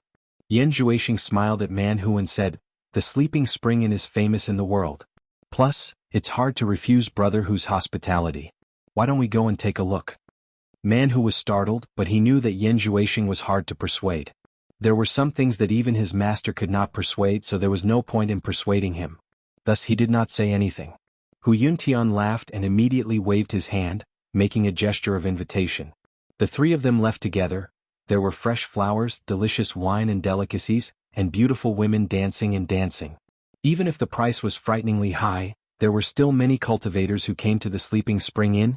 It was said that cultivators should cultivate with a pure heart and few desires, and the cultivation world had always advocated this. But in reality, how many people could truly achieve a pure heart and few desires? Everyone had a pure heart and few desires, standing aloof from worldly affairs. What was the point of fighting and killing in the cultivation world? Wasn't it to have a longer life to enjoy? You also wanted to enjoy life unfettered, and others also wanted to enjoy life unfettered. Everyone wanted freedom. However, human nature dictated that when a person could truly enjoy freedom, he or she would definitely trample on the freedom of others. Walking on the road, it was possible to accidentally step on a rock. You could easily kick it away, but when there was a huge mountain blocking the road in front of you, could you easily kick it away? No matter how free one was, there would always be troublesome stones and mountains. The difference was that the degree of freedom and ability were always proportional. There would always be stumbling stones and mountains in front of them. Was your ability to kick away a stone or flatten a mountain? If you could do it, there would be an even higher mountain waiting for you in front of them. When you could do it, you might become a stone or a mountain in the eyes of others. They would also want to kick you away and get rid of you because they also wanted to have greater freedom. Therefore, freedom was a very contradictory slogan. It was an idealistic phrase and very illusory. Only when one's ability was big or small could one distinguish the degree of freedom. No one had truly obtained unfettered freedom. Those who loudly shouted for freedom and unfettered should first ask themselves, why do you want freedom? Eat when you want to eat, drink when you want to drink, play when you want to play, and be happy when you want to be happy? Who would provide it? Who else would sacrifice their own freedom to provide for you to eat, drink, and be merry? It was still the same sentence. The size of your ability determined your degree of freedom. If you wanted to enjoy a high degree of freedom without relying on your ability, perhaps only your parents and relatives would be willing to sacrifice their freedom to do anything for you. But that was only for a while, not for a lifetime. Otherwise, how could there be such a good thing? If you wanted to trample on other people's freedom to fulfill yourself, sooner or later, you would become a stone or a mountain in the eyes of others. Hard cultivation with a clear mind and few desires was only a process to improve one's ability, not to destroy one's humanity. How many cultivators would be willing to cultivate to the point where they even lost their humanity? If they really reached the point where they had no feelings, what meaning would there be to cultivating? That would be no different from rotten wood. The minimum expenditure of 100,000 top-grade spirit stones per person in the Spring Slumber Tower was a sky-high price, but it was undoubtedly a threshold to test the ability of each cultivator. This place had a great reputation, but not everyone could come in and enjoy it. Freedom? Don't mention the past. Life is full of ups and downs, and memories can't be erased. Love and hate are still in the heart. A refreshing and touching zither tune suddenly sounded from the Spring Slumber Tower. Although the Spring Slumber Tower had a great reputation, people inevitably became tired after paying attention to it for a long time. There was no longer a crowd in front of the tower, and the cultivators on the street stopped for a short while at most. At this time, everyone's attention was focused on the cornucopia and treasure tower's limit-breaking pill, and the reservation had begun. However, when a faint sad zither tune floated out of the Spring Slumber Tower, it immediately froze the hurried footsteps on the street. They all turned around to listen to the sudden sound of nature, and their expressions were very surprised. Although they had never heard the zither tune and the voice before, they could only use the word beautiful to describe it. More and more people lingered in front of the Spring Slumber Tower. No wonder it's the Spring Slumber Tower that Senior Ian and Senior Nyo wrote together. I didn't expect it to have such a stunner and such a masterpiece. Yes. This woman's charm is even better than that owner Yen Tsk. Just the look in her eyes is enough to make people restless. What was most unexpected was that the Spring Slumber Tower actually got Yu Chencho's masterpiece. Although Yu Chencho is not a very good person, his zither music is undoubtedly the best in the world. Haven't you heard? Senior Nyo is more familiar with Yu Chencho's zither music. Maybe it was Senior Nyo who taught this song to the Spring Slumber Tower. It's very possible. But it's really a pity that the reservation for the limit-breaking pill had to be made at this time, and we were summoned by the door and had to leave midway. But then again, the 100,000 upper-grade spirit stones were definitely well spent. Two cultivators who hurried out of the Spring Slumber Tower sighed endlessly, which made the onlookers in front of the tower itch. However, most of them were short of money and not many could enter at any time.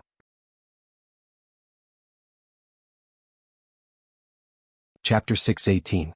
Halfway down the God of Wealth Peak, among the lush greenery, flying beams and painted rafters were faintly discernible. Large and small houses blended together with the shade of greenery. Other than some of these houses for distinguished guests to rest, most of the houses were for the World Chamber of Commerce's high-ranking people to live in. After Nongju occupied a house, she looked around in a good mood. Compared to the surrounding houses, the house arranged by Sikongju was definitely considered outstanding among the nearby buildings. It was large and imposing enough, and should be the kind reserved for the most distinguished guests to live in. It seemed that she had benefited from Furong. Otherwise, it would be strange if the old fox didn't drive her down the mountain. Nongju glanced at the two girls who were also looking around and said happily, "There are many rooms here. Both of you go pick one you like to live in." The two girls looked at each other hesitantly.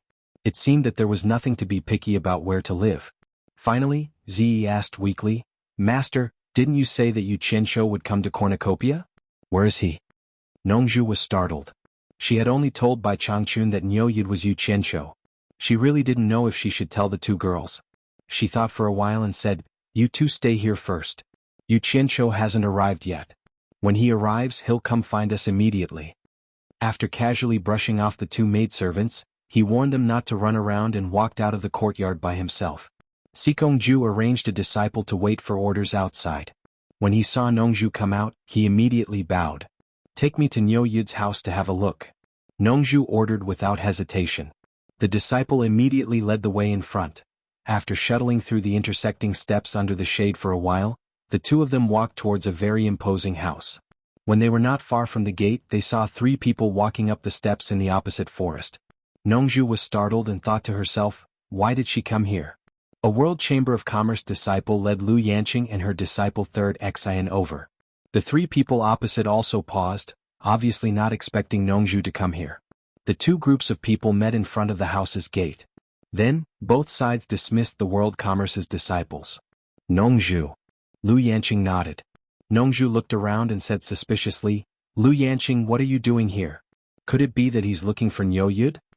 As he said this, he glanced towards the inside of the house. Lu Yanqing lightly explained, "I met Niu Yid at the Ghost Manor. At that time he said that Lao San brought Yu Qianqiu to meet him in Deyang City.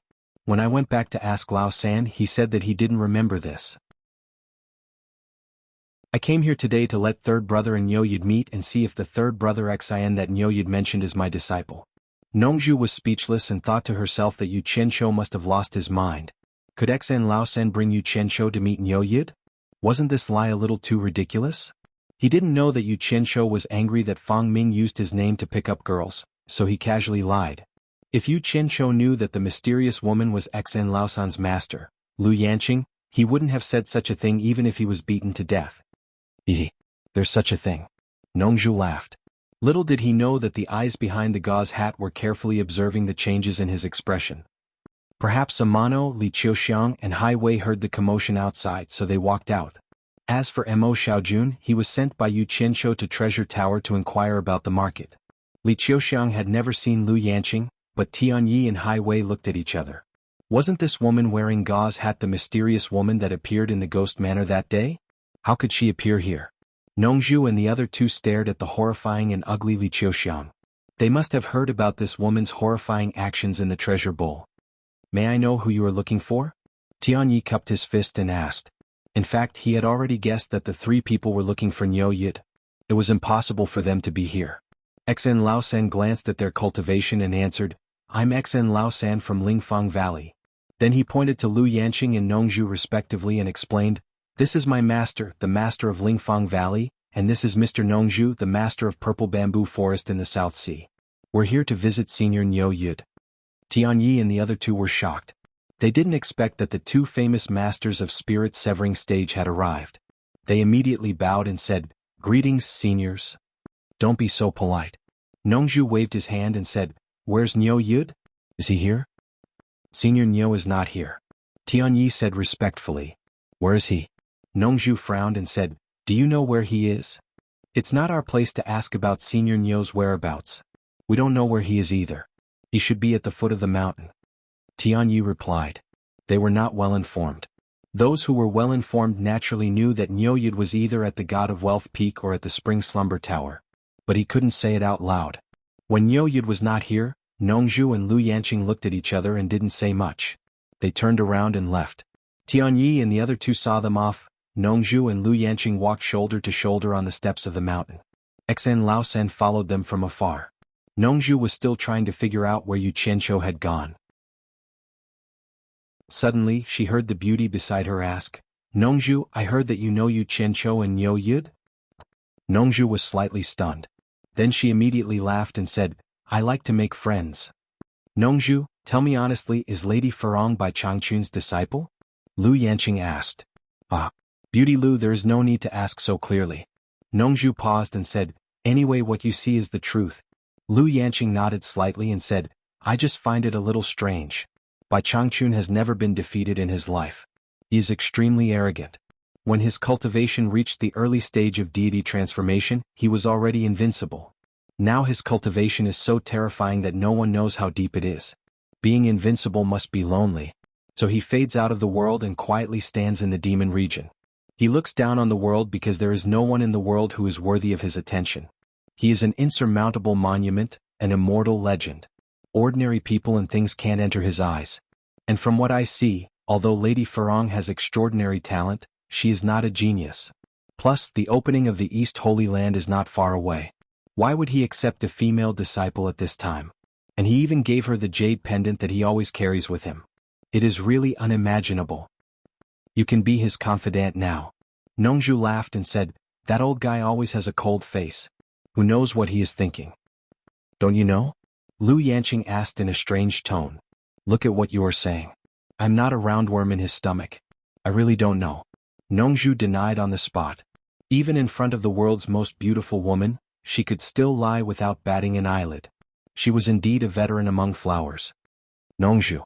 Lu Yanqing suddenly stopped and asked in a voice transmission, but as far as I know, Farong is Yu Qianqiu's woman. Bai Changchun would not accept someone else's woman as his disciple. Also, after when Lanfeng returned from the demon region in defeat, he suddenly announced that he would support Yu Qianqiu. This is not Wen Lanfeng's character at all. Also, Ziyi seemed to have been with Yu Qianqiu when they were in the Chinese cultivation world. What was going on? Don't tell me that Yu Qianqiu has nothing to do with Bai Changchun. Nongju also stopped and said in a surprised voice, Lu Yanqing, what do you want to say? Why can't I understand what you mean? You don't think that Yu Qianqiu has something to do with Bai Changchun, do you? What do you think? Lu Yanqing said indifferently, with Furong's condition Bai Changchun will not like her. If you ask me, it is Yu Qianqiu who is difficult to see through. Bai Changchun is more likely to like him. Do you think that Bai Changchun loves me because of my dog? Nonsense, your imagination is really rich. Nongju shrugged disapprovingly. Seeing that he still did not admit it, Lu Yanqing did not bother to explain and continued to walk along the steps of the mountainside. You think what you want, I just won't admit it. Nongju secretly laughed. After a few steps, she suddenly heard Lu Yanqing's voice. Maybe others don't know, but I know that Yu Qianqiu is Niu Yud. Nongju couldn't find it funny anymore. She stood still and stared at the graceful figure walking up the stairs with her eyes and mouth wide open. After a long time, he cursed under his breath and quickly followed after them. The two of them stood in a pavilion on the mountainside without saying a word. Third brother Xan was very conscious and did not follow them. This pavilion was built in a relatively prominent position and could enjoy most of the scenery of the cornucopia. They stood in silence for a while. Nongju sighed softly and said, Humans? There is no need to say it out loud. It is so boring. I just want to confirm it. If I really want to say it, you and I will not stand here. Lu Yanqing said lightly. What's going on? Nongju looked down the mountain and felt strange. Lu Yanqing glanced at the crowded place and said, Don't you know? That is the position of the treasure tower. They all want to reserve the limit-breaking pill made by Niu Yud.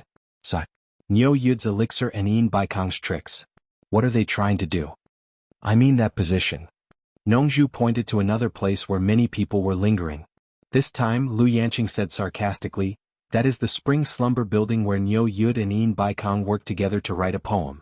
These two are really good partners. They work together to write poems and sell pills. Nongju laughed and thought to herself, this Yu Qianqiu is really not a good person. But I think he is going to make a fortune this time. I don't know if when Lanfeng went to join in the fun.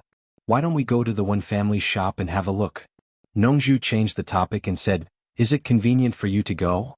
Why would it be inconvenient for me? You are just thinking too much. I came here to see him. Lu Yanqing turned to third brother Xen and said, You go back first. You don't need to follow me. Then she took the lead and flew towards the direction of the Wen family's shop. Nongju winked and chuckled, then flew into the air and followed. Coincidentally, the Wen family's shop was diagonally opposite the sleeping spring tower. The two landed in the backyard of the Wen family's shop. Immediately, a guard shouted, Who are you? How dare you trespass here? Obviously he did not know them. What are you shouting for? Nongju said disdainfully. When Lanfeng's voice came from the upper floor of the shop. Is it Nongju? Come straight up.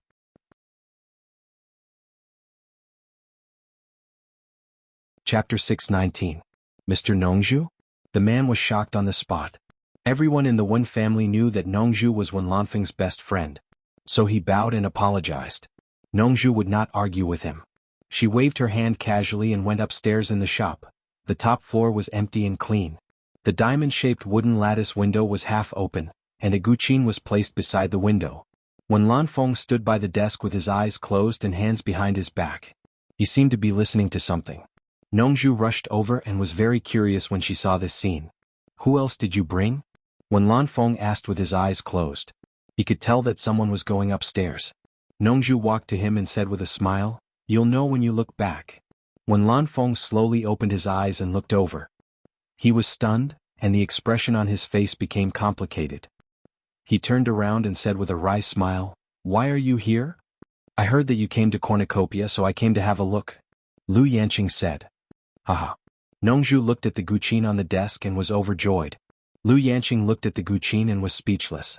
When Lanfeng's old face suddenly became angry, he stared at Nongju and shouted, "What are you laughing at?" Anyone who knew something about the past between Wen Lanfeng and Lu Yanqing knew that Wen Lanfeng really tried his best to pursue Lu Yanqing. Knowing that Lu Yanqing liked music, he immediately studied hard and practiced hard, turning from an ignorant person to a person of this path. The reason why Nongju and Wen Lanfeng could become friends was that Wen Lanfeng admired Nongju's good flute, so he came to the South Sea Purple Bamboo Forest for advice. Nothing. Nongju waved her hand and asked curiously, "Are you practicing the guqin here?" Wen Lanfeng gritted his teeth, but Lu Yanqing was there. He still wanted to maintain his demeanor, so it was not convenient to argue with Nongju. He calmed down a little, walked to the window, pointed to the direction of the spring slumber house diagonally opposite, and said, "Listen carefully to the song coming from there." Nongju and Lu Yanqing both walked over. At first they only heard the noise of the street. Then they held their breath and immediately distinguished the lingering and sad tune mixed in the noise.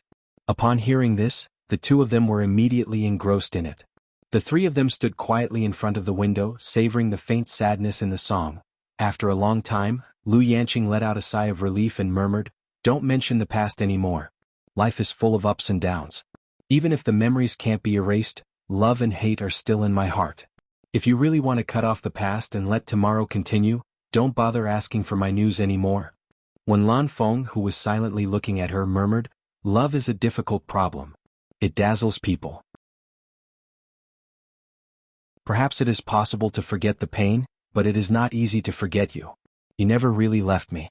You will always be in my heart. I still love you. I can't do anything about myself." Nongju answered with a sense of loss, "Because I still have a dream and you are still in my heart. I am always easily moved by the past and my heart always aches for you. Don't linger on my unintentional tenderness in the years. Don't ask me if we'll meet again. Don't care if my words are insincere." What a sad song. Lu Yanqing shook her head and sighed. She continued the lyrics that Nongju had not finished reading. "Why don't you understand? As long as there is love, there will be pain. One day you will know that life will not be different without me. Life is too rushed. I am so afraid that my eyes are always hazy with tears. Forget me and there will be no pain. Leave the past in the wind." The three of them stood in front of the window, each thinking. Lu Yanqing, who was the first to wake up, stared at the direction of the song outside the window and asked, "Isn't that the Sleeping Spring building? Is it the girl in the brothel who is playing and singing?" She was quite curious. Was there such a talented girl in the brothel? "I sent someone to check. It is indeed a girl in the brothel." When Lanfeng shook his head and smiled bitterly, "But this song was composed by Yu Qianqiu. According to the girl in the brothel, it was Yu Qianqiu who wrote it for her." "Is it Yu Qianqiu again?" Lu Yanqing nodded slightly and said, "No wonder.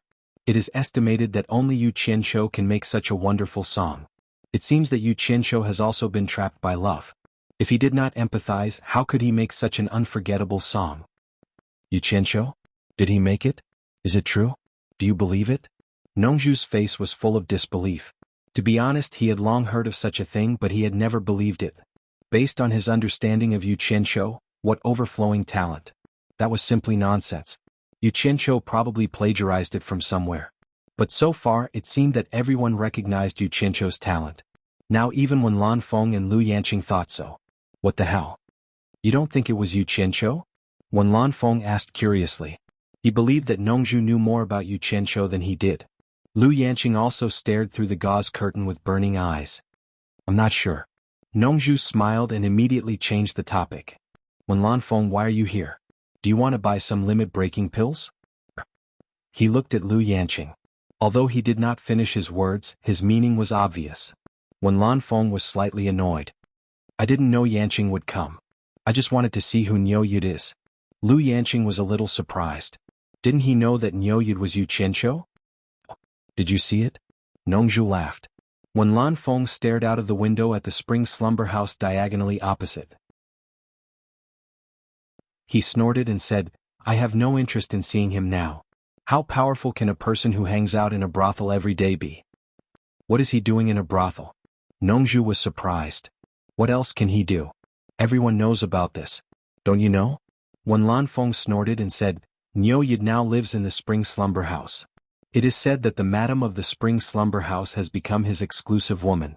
Many people have seen the two of them fooling around every day. Nongzhu's face instantly darkened. Before he came here, he heard that Nyoyud and Yin Baikong joined hands to write poems in the brothel. He did not think it was a big deal. As for what happened after that, he had been rushing with the two girls, so he really did not know. I came here with Ziyi and Furong from thousands of miles away, but he is hiding in a brothel and fooling around. Nongzhu sneered with a gloomy face and said, he is really a shameless guy. Lu Yanqing's eyebrows under the gauze hat were tightly knitted together. Is there any misunderstanding? I have seen him in the ghost village. He is poetic and has seen through the world. He doesn't look like the kind of person who messes around. I think it's better to clarify the matter before making a conclusion. Hearing this, Nongzhu's face finally looked a little better. Unexpectedly, when Lan Feng was stunned and said, poetic and heroic? Sleeping in spring without knowing the dawn, birds chirping everywhere, wind and rain at night, who knows how many flowers have fallen. Yanqing, do you think a person who can write such a lewd poem for a brothel is poetic and heroic? Lu Yanqing's face turned red when she heard this. Fortunately, the gauze hat blocked the change of expression on her face. Then she fell silent and did not say anything. Nongzhu's face that had just calmed down turned black again. She snorted and said, I was wondering why I couldn't find him. It turns out that he is hiding in a brothel. I have to pay him a visit. In the backyard of the spring slumber house, Yu Qianqiu moved a chair and sat by the small lotus pond. Listening to the song of the Enchantress of 100 Charms in the front hall, he felt a toothache. No matter how he sat, it was not comfortable. From the first time she sang, he guessed that she was looking for him. Later, he got confirmation from Yanyu that she was really looking for Yu Qianqiu. Mo Xiaojun hurriedly turned from the back door of the front hall and approached to salute. Sir. How are the reservations for the limit-breaking pills? Yu Qianqiu turned his head and asked.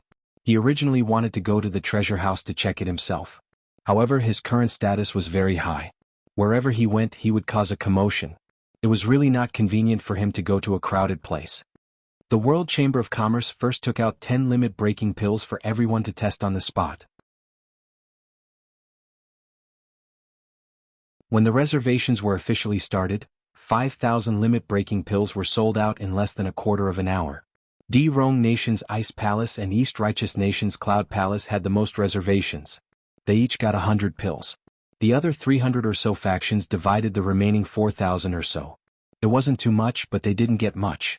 As for the others, they didn't even get a chance to order before they were all snatched up by the major forces, Mo Xiaojun said. Earlier in the treasure tower, he had been very arrogant. While everyone else was squeezing around in the hall, because Nyoyud had informed the World Chamber of Commerce in advance, he had entered through the back door and wandered around the counter selling items. Without Bing Qingzi and Hu Changshuo's support, Yin Baikong wouldn't have the confidence to make a fortune. It's reasonable to give them some benefits, Yu Qianqiu said as he stretched out his hand. Mo Xiaojun immediately handed him a jade archive. The treasure house was the largest trading place in the treasure bowl. Many of the buyers and sellers didn't want to show their faces in public, so they used the treasure house to publicize their transactions. Regardless of whether they were buying or selling an item, the price would be clearly marked at the treasure house and a sign would be hung. Of course, the treasure house wouldn't work for nothing. They would take 10% of the transaction as commission. The Jade Archive Mo Xiaojun gave him recorded the day's listed transaction information. Yu Qianqiu requested that he send over the updated listing information every day. 7-star blood orchid? Yu Qianqiu muttered as he injected his consciousness into the archive. He skimmed through the Jade Archive and was suddenly attracted by the familiar words. He discovered that someone was buying the 7-star blood orchid in large quantities. The price was 20 million high-grade spirit stones per plant. It was slightly cheaper than the auction price in the Wuxia cultivation world, but not by much. Buying in large quantities? Yu Qianqiu frowned. He was very familiar with the 7-star blood orchid. There were quite a few of them in Utopia. As far as he knew, The blood fruit of the 7-star blood orchid was a good item that could help a cultivator break through to the nascent soul stage. In other words, it could help a core formation cultivator break through to the nascent soul stage. But now the 7 treasures pill was being sold cheaply. Each pill was only 2 million high-grade spirit stones. Who would actually spend 10 times the price to buy the 7-star blood orchid? Could it be that someone had a large number of Adumbra flowers and wanted to buy a large number of blood orchids to refine the 7 orifices exquisite pill? That didn't seem possible, did it? Yu Qianzhou's gaze was uncertain. Could it be that the 7-star blood orchid had some other miraculous effects that he didn't know about? Chapter 620. After mulling over it for a long time, he became suspicious of this matter, so he made a mental note of it. After injecting his divine sense into the Jade Archive, he went through all the information in it. He realized that there were quite a lot of items that had been purchased. They were densely packed and dazzling. Furthermore, most of these items that could be traded in the treasure tower were extremely valuable. Each item was worth more than 10 million high-grade spirit stones. Yu Qianzhou sighed to himself. With so many items, even if he could sell half of them, the world commerce would still make a fortune just by taking a 10% commission. As he was sighing, a figure landed in the courtyard. Mo Xiaojun, who was standing beside him, bowed and greeted, "Senior Sikong." Sikong smiled and nodded. He cupped his fists at Yu Qianzhou and greeted, "Senior Niu." Yu Qianzhou glanced at him, then waved Mo Xiaojun away before standing up and asking, "What is it?" "My master invites Senior up to the summit for a chat." Sikong smiled. His attitude was extremely respectful. The explosive orders for the limit-breaking pills made everyone in the world commerce feel invigorated. Oh my! Before the items were even sold, they had already received a deposit of 5 billion. It would be strange if they weren't excited. Everyone believed that after this auction, there would be plenty of rewards for everyone. Yu Qianzhou smiled. He guessed that after Yin Baikong received the deposit, he would rush to deliver the money to him and urge for the goods. Without further ado, he threw out his flying sword and flew towards the God of Wealth Peak. Sikong looked around and couldn't help but smile bitterly. This was the first time in his life that he came to a brothel so diligently. It couldn't be helped. Who asked this great god to like this place? At the summit of the God of Wealth Peak, Yin Baikong smiled widely and cupped his fists in greeting. Yu Qianzhou landed on the ground and sheathed his sword. He smiled and said, "Congratulations, Brother Yin. I'm sure you've earned quite a lot this time." "Sigh. Brother Niu is too kind. In the end, it's all thanks to you." Yin Baikong took out 6 bulging storage pouches as if he was performing a magic trick and handed them over. "Here are 6 billion. Please purchase another 5,000 limit-breaking pills. I'll have to trouble Brother Niu to make another trip to the upper realm." Yu Qianzhou did not stand on ceremony. He took the storage bag and put it away. Previously, when the World Commerce Chamber of Commerce announced the price of the limit-breaking pill at 2 million per pill, Yin Baikong was probably afraid that Niu Yud would be unhappy to see him earn too much, so he invited him over to placate him. Then he solemnly vowed, "After estimating the financial resources of the various forces, we set the price of the limit-breaking pill at 2 million per pill. Of course, Yin Baikong will not let Brother Niu suffer a loss. The remaining 1 billion from last time will be Brother Niu's. You don't have to return it." The price of the limit-breaking pill also rose from 5 billion for every 5,000 pills to 6 billion. "Brother Niu, what do you think?" This was the first time in Yin Baikong's entire life that he was a buyer who took the initiative to raise the price. The purpose of doing this was naturally to prevent Niu Yud from feeling indignant and refusing to cooperate with him. Actually, his worries were unnecessary. Even if he did not increase the price, Yu Qianzhou would not go back on his words. Of course, if he increased the price, Yu Qianzhou would not object. "The last time I went back, I had already pre-ordered a lot of goods. If I have enough money, I believe I can bring back a lot in one go." Yu Qianzhou smiled and said, "Brother Yin, why don't you buy a lot in one go? It will save me a lot of trips." Brother Niu might not know, but the number of people participating in this year's auction far exceeds the previous years. The flow of spirit stones is too large, so it is impossible to transfer too many idle spirit stones at once. We can only rely on the money from the sale of the limit-breaking pill. I hope Brother Niu can understand." Yin Baikong tactfully refused. When doing business, one must have the courage to take risks, but there was no need to take risks now. Since he could safely earn money, why should he take such a big risk? He was not crazy. Who knew what the situation in the immortal world was like? If something unexpected happened, he could minimize the loss to the greatest extent. I understand. Yu Qianqiu nodded with a double meaning and said with a smile, I will go now. Wait a moment. Yin Baikong waved his hand and asked, I wonder when Brother Niu will return? Yu Qianqiu pondered for a moment, then said in a low voice, Last time I have already pre-ordered a lot. This time I can just go and get the goods directly. I should be back in half a day. Very good. Yin Baikong clapped his hands and praised, but his smile suddenly disappeared. He frowned and asked, Brother Niu, the cornucopia has already begun, why is that Yu Qianqiu not here yet? I am still waiting for his 7 treasure pills. According to the estimated distance, he should arrive in 2 days. Yu Qianqiu looked at him and said with a smile, Don't worry, if he doesn't keep his promise, then he can't blame me for standing him up. At that time, I will directly purchase the 7 treasure pills and sell them to you. Ah, that would be for the best. Yin Baikong's face was full of smiles, but he heard Niu Yid say, I will be back as soon as possible. Niu Yid suddenly disappeared in front of him. Yin Baikong was startled and quickly scanned the surroundings with his divine sense. There were no abnormal fluctuations in the surrounding airflow. Niu Yid had disappeared just like that. Yin Baikong couldn't help but let out a breath of cold air. Niu Yid's departure this time was even more bizarre than the last time. In the backyard of the sleeping spring loft, Yenyu prepared a plate of washed and opened melons and fruits. The arrangement was very exquisite, and she personally brought it over with a smile. However, she found that there was no one sitting on the chair beside the lotus pond, and there was no one around either. Walking into the bungalow, she found that it was also empty. So mysterious, where did he run off to this time? Yenyu complained and placed the fruit plate on the table inside the house. After a moment of daze, she turned around and walked out the door, but suddenly found that there were 3 more people in the yard, 2 men and 1 woman. The woman was dressed in a green robe and had a slim and outstanding figure. Her face was covered by a green veil and a bamboo hat, so her appearance could not be seen clearly, but her temperament was extraordinary. The 2 men were also outstanding, and one of them was so handsome that no one dared to look directly at him. Even Yenyu, who had seen many things, felt her heart palpitate. She admitted that she had never seen a man with such outstanding appearance. The 2 men and 1 woman coldly looked at her.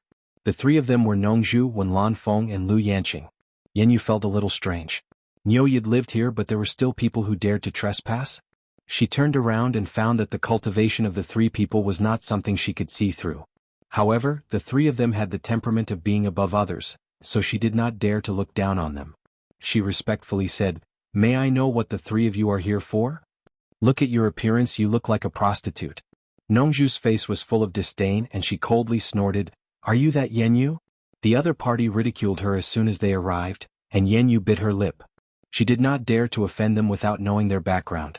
Forcing a smile, she said, Yes, I am Yenyu. Are you looking for me? Who do you think you are? Are you worthy of us looking for you? Nongzhu spoke rudely again, and the expression on his face was even more disgusted. Nongzhu, be careful when you speak. I did not offend you. Lu Yanqing could not bear to listen any more and immediately warned him. Then she softly said to Yenyu, Master Yen, please tell Niu Yid that Lu Yanqing, Wenlanfeng and Nongzhu are here to visit. Yenyu could not help but exclaim, and the grievance in her heart suddenly turned into anxiety. She glanced at Lu Yanqing and then fell on the bamboo flute on Nongzhu's waist. The last one was a tall man in a gray robe. Needless to say, he should be the 2nd master in the world, Wenlanfeng.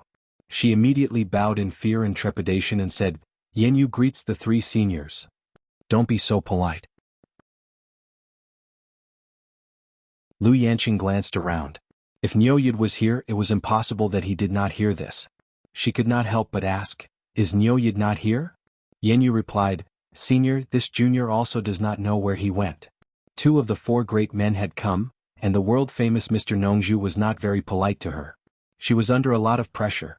Yan Zhuixing, Man Hu and Hu Yuntian walked out of the crowd in front of the Sleeping Spring building. The first 2 looked at the poem on the wall and looked at each other. Hu Yuntian listened to the zither music drifting from inside and was startled. He said, Why is there such a beautiful song today? Wasn't there before? Yan Zhuixing asked. It wasn't when I came yesterday. Hu Yuntian shook his head and then waved his hand and said, Come, let's go in and have a look. As soon as the 3 of them stepped into the building, they were immediately surrounded by a few women. Yan Zhuixing was not interested in these women, and did not even bother to look at them. He looked around the layout of the building. The first floor was the lobby to welcome guests, and there was nothing worth seeing. The turtle slave led the three of them to the second floor, where the zither music and singing were drifting from, and immediately saw a hall full of guests. Yesterday we were all hiding in our rooms to listen to the birds. Why are there so many people sitting in the hall today? Hu Yuntian laughed and said.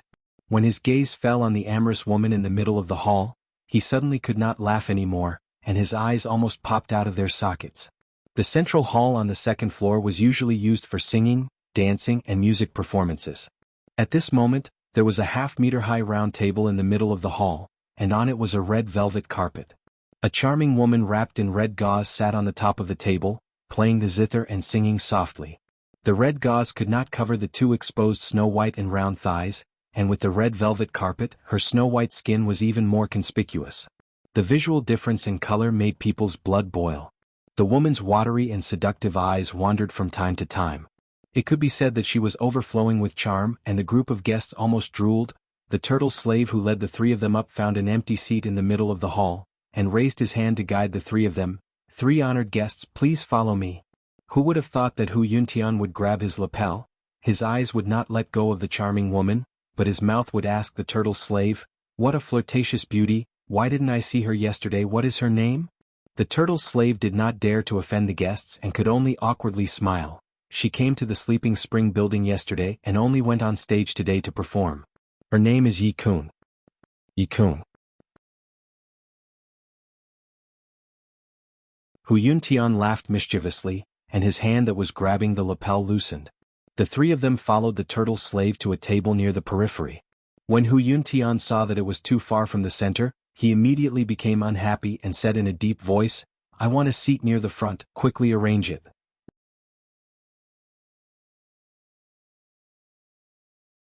Chapter 621. Yan Zhuixing and Man Who Glanced at Each Other. It seemed that this Hu Yuntian relied on his father's support to do similar things. He did it quite quickly. The tortoise slave was speechless. The Cloud Palace's third young master was not someone he could provoke, but the front seats were already full. He couldn't just drive them away. What's more, those who could come here to throw money, which one of them did not have a bit of background. Who could he provoke? He immediately said with a sullen face, "Senior Hu, the front seats are full." Hu Yuntian's face sank. He was used to being domineering. The number of people who dared to provoke him could be counted on one hand. Now, a little tortoise slave dared not give him face. He stared coldly at the tortoise slave, and his body faintly emitted a murderous aura. The people in the hall suddenly felt the murderous aura. They all suddenly woke up and turned their heads to look. Those who could spend 100,000 high-grade spirit stones to sit here and play had some knowledge. They recognized who it was at a glance.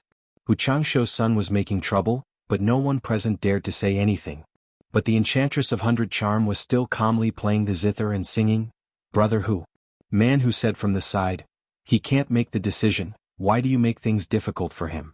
He glanced around and said, "This is cornucopia's territory. Even if you don't give Senior Nyo face, it's not good to make Senior Yin lose face." Hu Yuntian glanced at him and restrained his murderous aura. He snorted coldly and sat down in an empty seat. Man Hu and Yan Zhuixing also sat down. The tortoise slave repeatedly thanked and quickly left. After a while he brought 3 girls to accompany the guests. The food and wine on the table were all served. Although the 3 girls flattered, the 3 guests did not seem to have much interest in them. Their eyes were focused on the Enchantress of 100 Charm who was playing the zither and singing in the center of the hall. In fact, it was not only this table. The girls accompanying the guests at the other tables were also treated coldly. The Enchantress of 100 Charm undoubtedly became the top courtesan at the scene, stealing the limelight of the girls from the spring slumber brothel. Even Man Hu, who was not very interested in women, could not help but secretly praise this woman's charm. Her temptation to men was too great. He turned his head to look at Yan Zhuixing, only to find that his eyes were flickering as he stared at the singer, as if he was thinking about something. He couldn't help but secretly transmit his voice, "What's wrong?" Yan Zhuixing replied, "I've seen this woman before in the 100 Flowers Valley. She's the former palace master of the Enchantment Palace. Her name is 100 Charm Enchantress. Yi Kun seems to be her real name." Barbarian Tiger was flabbergasted, the current sect master of Pink Sect. Why would she show her face here? Is she tired of living? I don't know. I don't think many people here know her. Yan Zhuisheng squinted his eyes and said, but there are rumors that she is Yu Qianzhou's mistress. Man Hu slightly nodded his head. He glanced at Hu Yuntian and continued to transmit his voice. I'm afraid this guy doesn't have any good intentions in bringing us here. His previous actions might have been intentional. Although I managed to persuade him, he might take the opportunity to cause trouble later. Yan Zhuisheng asked with some confusion, isn't he afraid of breaking the rules of cornucopia by making trouble here? Besides, this place is related to Niu Yid. Would he dare to offend Niu Yid? Rules are set by people. They can restrain most people, but Yin Baikong's rules can't restrain people like us. Man Hu said worriedly, I suspect that he's making trouble to lure Niu Yid out and let you meet him. I'm afraid there's a backup plan. Wu Changshou invited Master and he invited us here. I'm afraid the father and son have already discussed how to deal with it. We have to be careful. Yan Zhuisheng nodded his head slightly. He glanced at Hu Yuntian coldly, and a trace of killing intent flashed in his eyes. When the song Laughing at the World of Mortals ended, there was a continuous burst of cheers in the hall. The Enchantress of 100 Charms slowly stood up, bowed to the audience and said with an enchanting smile, thank you everyone for coming to support me. Let's call it a day. I'll sing for everyone tomorrow. After saying that, she walked down the stage intending to leave. Not to mention her seductive posture, her hot and seductive figure was even more eye-catching. The crowd booed. Hu Yuntian stood up and shouted, wait. His figure flashed and blocked in front of 100 Charm Enchantress. His eyes unscrupulously swept up and down her body. He laughed and said, it's a waste to use such beauty to sing. It's better to come with me.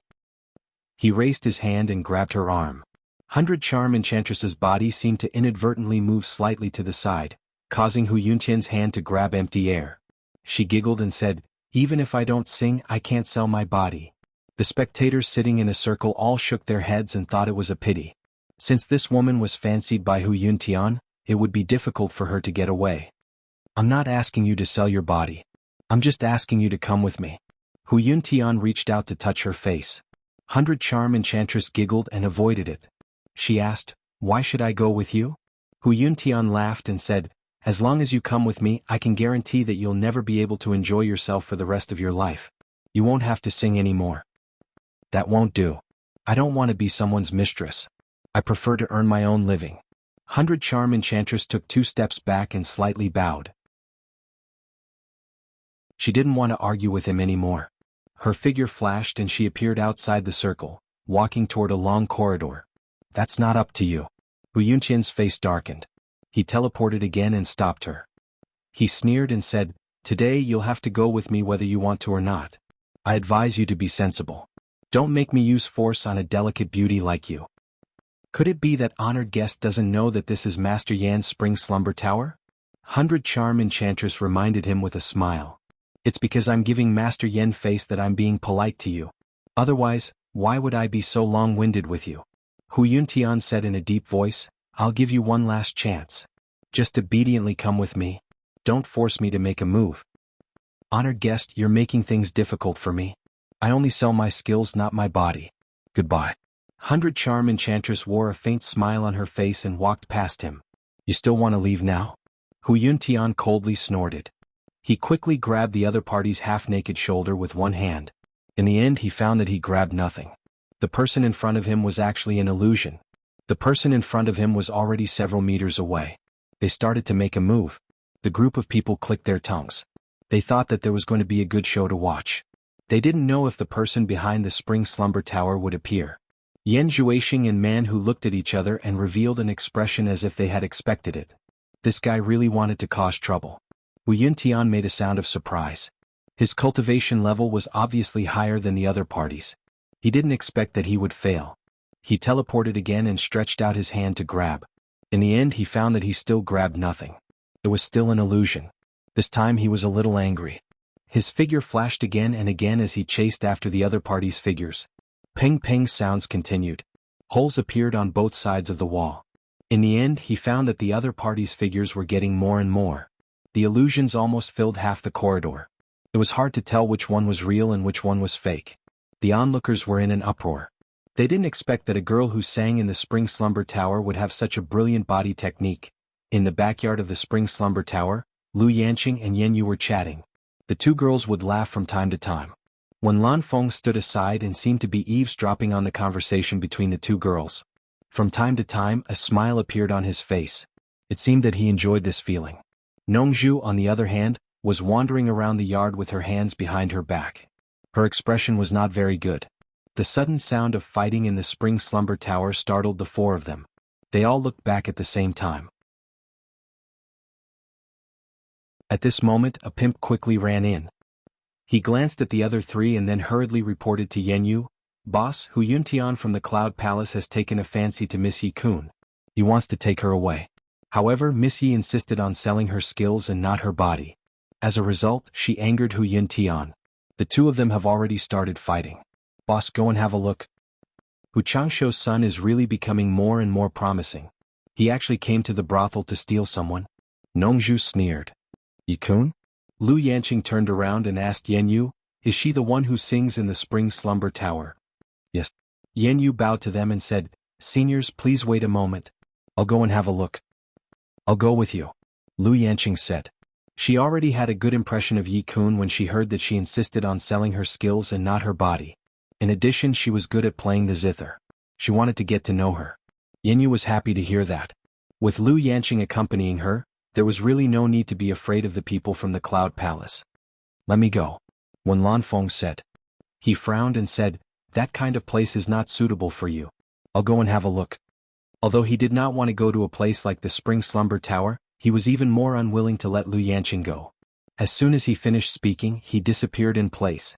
Hu Yuntian tried to catch her, but he found that he could not catch her. Under the watchful eyes of the crowd, he became angry out of shame. It was true that he liked women, but he was not the kind of person who was blinded by lust. The reason why he did this, as man who expected, was to lure Niu Yid out to see Yan Zhuixing. With his identity, a woman was a small matter, but losing the face of the Cloud Palace was a big matter. For a moment, he actually had a murderous intent and was ready to destroy the flower.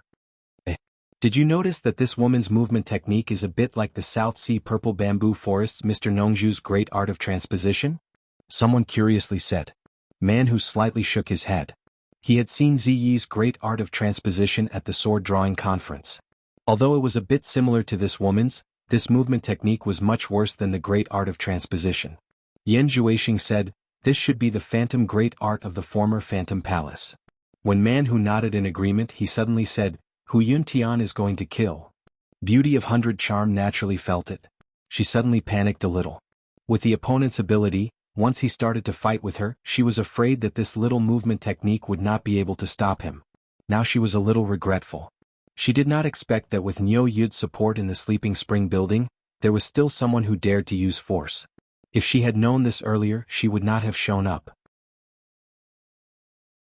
Just when she was thinking about where to escape, there was a sudden uproar in the lobby, and then it became abnormally quiet. Someone indifferently said, "Hu Changsho's son is really more and more promising. He actually came to the brothel to kidnap a woman." When Lanfeng's long hair was draped over his shoulders. He stood with his hands behind his back. No one knew when he appeared in front of the entrance of the long corridor. He directly borrowed Nongzhu's words.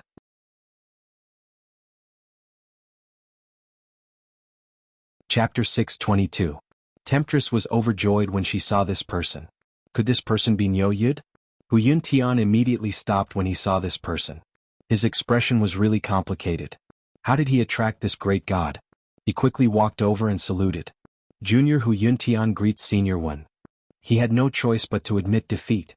This person could even deal with his father, so dealing with him was a piece of cake. At this time, Yen Yu also quickly rushed over and cupped her hands to Wen Lanfeng. Senior One. Wen Lanfeng ignored Hu Yuntian and slightly nodded to Yen Yu. Yen Yu quickly walked over to Temptress and looked her up and down. "Are you all right?" Temptress shook her head. Fortunately, the Phantom Grand technique passed down from generation to generation in Magic Illusion Palace was still useful. Otherwise she would have suffered some losses. Yen Yu saw that she was fine and hurriedly said. "Quickly thank Senior Wen Lanfeng. He is the world's second strongest Wen Lanfeng?" The Enchantress of 100 Charm was startled. She hurriedly bowed and said, "Thank you, Senior Wen."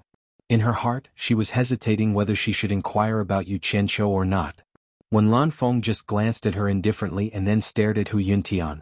"If you dare to cause trouble again, tell Hu Changsho to be ready to collect your corpse." He left a cold snort and disappeared. Hu Yuntian stood there with an awkward expression.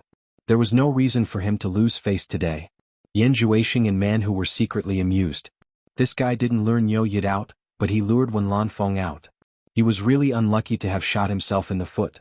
The crowd didn't dare to make a noise until Wen Lanfeng left. They couldn't help but whisper to each other. They looked at Yan Yu with eyes full of awe. Looking at what happened just now, it was obvious that Yan Yu asked Wen Lanfeng to come forward. Heavens, this woman is really not simple. She can actually ask Wen Lanfeng to stand up for her. In an instant, the sleeping spring mansion's weight in everyone's heart rose to another level. Who would have thought that apart from Niu Yid, there would also be Wen Lanfeng supporting them? Together with Yin Baikang, that would make 3 late-stage soul formation experts. Hu Yunqian's expression darkened as he stared at Yan Yu with a venomous gaze. He smiled coldly and said, "Headmaster Yan truly lives up to your reputation. This Hu has learned a lot today. If there is a chance, I will come back to support you." After he said that, he swung his arm and left. Yan Yu couldn't help but bitterly smile. No matter how she tried to explain this matter, it was useless. Today the enmity between her and Hu Yuntian had been sown. After Hu Yuntian left, Yan Zhuixing and Man Hu also stood up and left. Before leaving, Yan Zhuixing took a deep look at Yan Yu and memorized her appearance. The reason why he agreed to Hu Yunqian's request was that he wanted to meet this head Yan who was on good terms with Niu Yid. Perhaps he would be useful in the future. It should be known that Niu Yid had caused him a lot of trouble. Niu Yid had almost deprived him of the freedom to walk freely in the cultivation world. Many people were eyeing him covetously. What happened here spread in cornucopia that day. When Lanfeng actually came forward to support Spring Slumber Loft. Spring Slumber Loft's reputation skyrocketed again. Somewhere under a big tree in the primeval forest outside cornucopia, Yu Qianqiu sat there in a daze for a long time. No one knew what he was thinking. It wasn't until he smelled a strong fragrance of meat that he came back to his senses. He pulled away a pile of fire and pulled out a lump of burnt soil from the ground. Breaking open the soil, a white roasted pheasant was revealed. Waving the elegant fragrance in the air, he immediately grabbed the pheasant and wolfed it down. Yin Baikang invited him to go to the immortal world again. Although he couldn't go to the immortal world, he still had a way to spend some time to roast a pheasant. Moreover, his skill was exquisite, so any kind of method would do. After fooling around for half a day, he ate and drank to his heart's content. He wiped away the grease at the corner of his mouth, rubbed his stomach and sighed. Life. There's still a long way to go. He patted his buttocks and sighed. On the God of Wealth peak, Yin Baikang welcomed him with a big smile. He cupped his fists and said, "Brother Niu, you're indeed punctual." His worried heart was finally at ease. His gaze inadvertently fell on Yu Qianqiu's head and he was startled. Yu Qianqiu wanted to say a few polite words, but after seeing Yin Baikang's reaction, he subconsciously touched his head. There was something as soft as cotton. He casually took it down to take a look. It was actually a brown pheasant feather. Damn it. He must have gotten it when he was slaughtering the pheasant. Yu Qianqiu casually tossed it away and the wind blew it away. He laughed and said, "It's just a chicken feather." He then took out a storage bag and handed it to Yin Baikang. "There are 25,000 limit-breaking pills in here, you can count them." Yin Baikang was pondering about the problem of the immortal world's chicken feather when he was suddenly pulled back to reality by the 25,000. He injected his divine sense into the bag and saw that there were indeed 25,000 limit-breaking pills. He couldn't help but let out a breath of cold air. This bag was worth 50 billion high-grade spirit stones. He asked in confusion, "Brother Niu, what do you mean? To be honest, you're only buying 5,000 at a time. It's too risky for me to travel back and forth between the immortal world and the mortal world." Yu Qianqiu pointed at the storage bag in his hand and said, "Of the 25,000, 5,000 were bought by you. As for the remaining 20,000 pills, I used my good reputation to get them on credit. I promised to give them the money within 2 days. Can you sell them all within 2 days? If not, I'll return the goods to them first. Otherwise, it'll ruin my good reputation." Yin Baikang was stunned for a while, then his old face blossomed into a smile. Not to mention 2 days, he could even sell them all in 1 day. Currently, the limit-breaking pills were in short supply in the market. Not to mention 20,000, he could even sell 100,000. Although none of the 300 countries' powers were richer than his World Commerce Association, it was not a problem for each of them to take out 1 billion to buy the limit-breaking pills. Pooling together they would have 300 billion. These 20,000 pills were only a few tens of billions. Most importantly, he had to pay before taking the goods. He was always on tenterhooks and taking risks. Now all the goods were in his hands. He didn't have to worry about not being able to sell them. What was there to worry about? This was simply giving him money. Within one day, Yin Baikong passionately raised a finger and said solemnly, "I'll deliver the 24 billion high-grade spirit stones to Brother Nyo on time. If you can't sell them, my World Commerce Association will think of a way to pay for them. It will not affect Brother Nyo's reputation in the immortal world." Yu Qianshou nodded seriously and said, "Good, then it's settled. If you go back on your word, don't blame me for being hostile." These words carried a hint of warning. Yin Baikong's eyes flashed and he laughed. "Brother Nyo, don't worry. Just come back within one day to get the money. Go back to your work. I won't disturb you anymore." Just as Yu Qianshou turned around, he turned back and said, "I found Yu Qianshou before I came. He's on his way here. He should be able to reach the World Chamber of Commerce in 2 days at most. I've gathered 5,007 treasure pills for him. Brother Yin, you better pay him as soon as possible. I got those things on credit this time. 7 treasure pills are worth 2 million per pill. 5,000 of them are worth 10 billion. Adding the limit-breaking pill, it's a total of 34 billion. Will Brother Yin have any problems with such a large sum? If it's not convenient, you can tell me now so I can deal with it." Yin Baikong thought for a moment. 34 billion. The 5,000 pills that he had previously ordered could be delivered to the buyer, so he was still short of 29 billion. In other words, he had to sell 15,000 pills in one day and convert them into 30 billion. Adding the 5 billion, it would be enough. As for the remaining 10,000, he was prepared to hold back.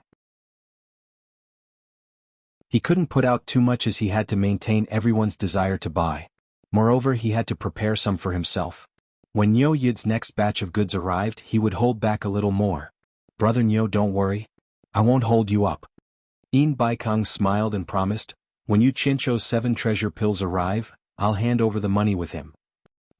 Go back to your work." Yu Qianshou nodded in satisfaction and floated down the mountain.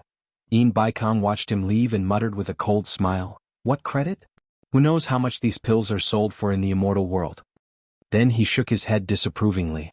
This wasn't something he should worry about. While Nyo Yid was earning money, he was also giving him a huge profit. There was nothing to be suspicious about. Everyone was earning. He quickly brought Sikong's ultimate move up the mountain and arranged to sell the pills. As soon as Yu Qianshou landed in the backyard of the sleeping spring loft, he saw Yen Yu and the temptress whispering to each other. He didn't know what they were talking about. When the temptress saw him, she bowed and greeted, "Senior Nyo." Yu Qianshou nodded speechlessly. "You're back." Yen Yu greeted. She sounded like a wife waiting for her husband's return. She walked over and said, "When you weren't here, Senior Wen Lanfeng, Senior Lu Yanqing, and Mr. Nongzhu came to look for you." "They came to look for me?" Yu Qianshou asked suspiciously, "Why are they looking for me?" In his heart, he was guessing if Nongzhu had already revealed his identity. "Please don't ruin my plans." "They didn't say why they were looking for you." Yen Yu looked at the temptress and said, "They helped us solve some problems." Yu Qianshou followed her gaze and looked at the temptress. He frowned and said, "What's wrong?" Yen Yu told Yu Qianshou about how Hu Yuntian wanted to steal the 100 Charms beauty. Yu Qianshou sneered as he listened. His eyes flashed with killing intent as he said, "Hu Changshou's son Hu Yuntian is quite courageous. It looks like someone is tired of living." He was really angry. Fortunately, he was not there. Otherwise, no matter what Hu Yuntian wanted to do, he would kill the guy on the spot, no matter whose son he was. There was no room for negotiation in the heart of Yu Qianshou, so he didn't have so many scruples. Although he didn't want to touch the temptress, he would never allow others to touch her unless she was willing. In that case, he would have nothing to say and would even bless her. In the worst case, the temptress was still his master's wife. Someone dared to flirt with his master's wife. How could he swallow this anger? He couldn't vent his anger without killing him. They were all in the cultivation world. It was impossible to survive by talking things out.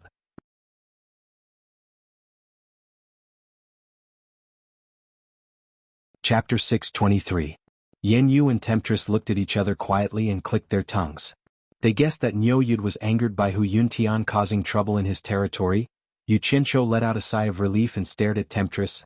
"Don't go out and show your face anymore. I just got reliable news that the person you're looking for should come to Cornucopia in 2 days." "Really?" Temptress couldn't help but ask, looking a little surprised. Yu Qianqiu will come to Cornucopia? Yin Yu also couldn't help but ask. To be honest, she was also curious about Yu Qianqiu, who claimed to be the #1 expert below the soul formation stage.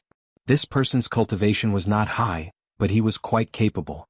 He was just a tribulation passing stage cultivator, but he had stirred up the entire cultivation world. He was both arrogant and talented, so it was a pity not to meet him. Yu Qianqiu didn't reply, just nodded non-committally, then turned and walked towards the bungalow. Yin Yu shouted behind him, "Mr. Nongzhu said to find them at Baiwan countries when families shop after you arrive."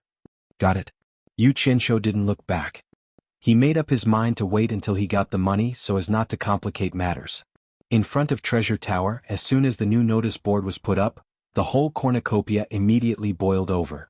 The World Chamber of Commerce would sell 15,000 limit-breaking pills in one go, and the original order of 5,000 would be delivered today. The most exciting thing was that, in order to reflect fairness and stimulate the activity of cornucopia, the World Chamber of Commerce would sell 500 shares of the pills to itinerant cultivators with no background. However, the purchase quantity was limited. Each itinerant cultivator could only buy one, and it was first come, first served. As long as an itinerant cultivator could come up with enough spirit stones, as long as they lined up, they could buy one with the cornucopia access token. Repeat purchases were not allowed. It was also stated that disciples of various sects were not allowed to buy, and this opportunity was limited to itinerant cultivators. The conditions seemed harsh, but they respected reality. It should be known that there were not many rogue cultivators who could take out 2 million upper-grade spirit stones. It was already a great kindness for them to be able to take out 500 upper-grade spirit stones. The Ice Palace and Cloud Palace both had soul formation final stage cultivators behind them, and they only managed to get 100 of them last time. Not long after the sign was put up, the front of the treasure house was immediately overcrowded. Some rogue cultivators with some savings tried to squeeze in, not for anything else but to buy a pill to quickly improve their cultivation. This kind of opportunity was not easy to come by. Usually, even if one had a lot of spirit stones, even if one could absorb enough spiritual qi, it would still take a long time to slowly refine it. Moreover, it might not be able to smoothly improve one's cultivation. However, things were different with the limit-breaking pill. As long as he had enough spirit stones, raising his cultivation by one level was no longer a dream.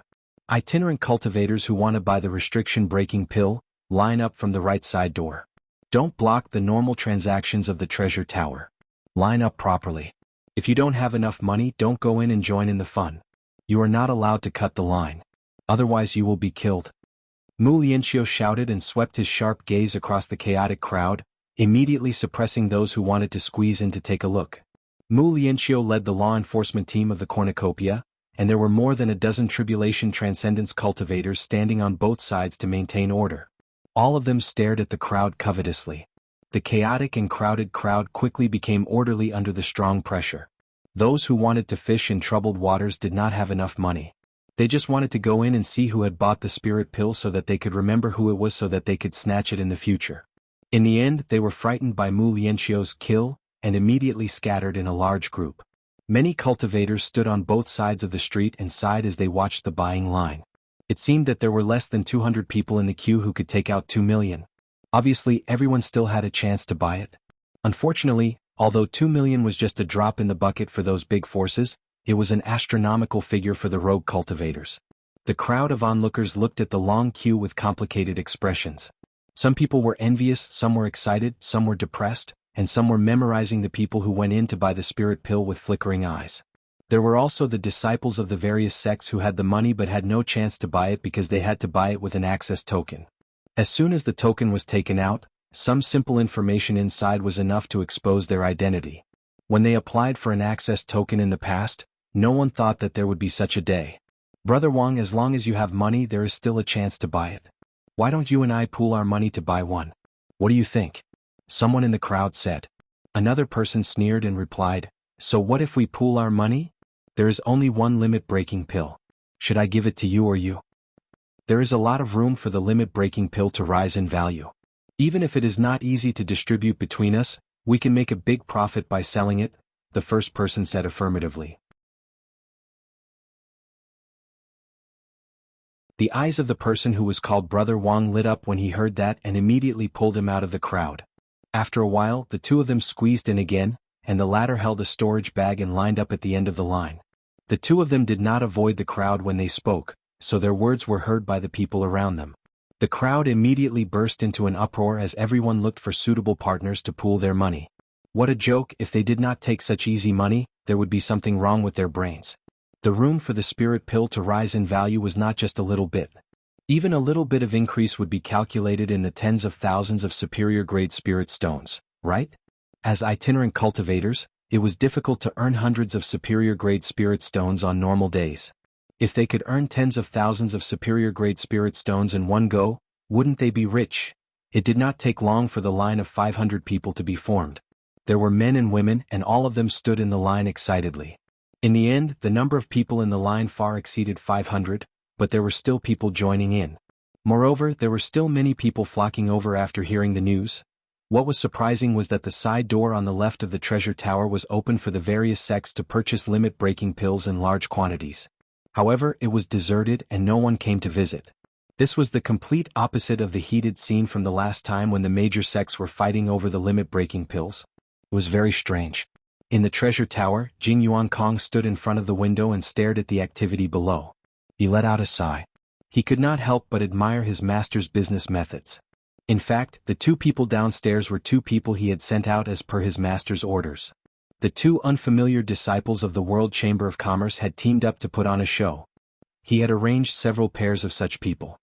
He had previously received a secret report that the World Chamber of Commerce's unbridled accumulation of wealth had made the various lords very dissatisfied.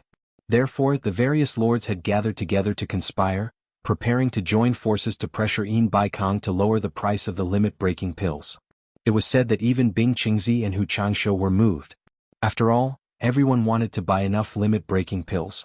Although the price of the limit-breaking pills far exceeded 2 million per pill, they could not resist buying them in large quantities. That was a very large sum. When Jing Yuankong, who was in charge of the Cornucopia Guild, received the news, he was shocked and immediately went to God of Wealth Peak to report the situation to his master. When Yin Baikong heard the news, he indifferently faced the rolling sea of clouds and let out a disdainful snort, saying, "If you think you can force me to yield with just this tactic of joining forces to pressure me, then there would not be today's World Chamber of Commerce. To dare show off such insignificant tricks in front of me, you are looking down on me, Yin Baikong. As long as there are good things in hand, there is nothing that I, Yin Baikong, cannot sell." Yuankong immediately arranged this. After a series of detailed instructions, Jing Yuankong inwardly praised. Yin Baikong's plan was very simple, that was to create hype and raise the price of the limit-breaking pills. Although there were not many loose cultivators in the cultivation world who were rich, there were many of them. One person could not come up with a large amount of money, but when a few grains of sand gathered together, their combined financial strength was not a small amount. As long as the price of the limit-breaking pills was raised, it would make people feel that there was a huge profit to be made from the limit-breaking pills. Then all the loose cultivators in the world would flock over.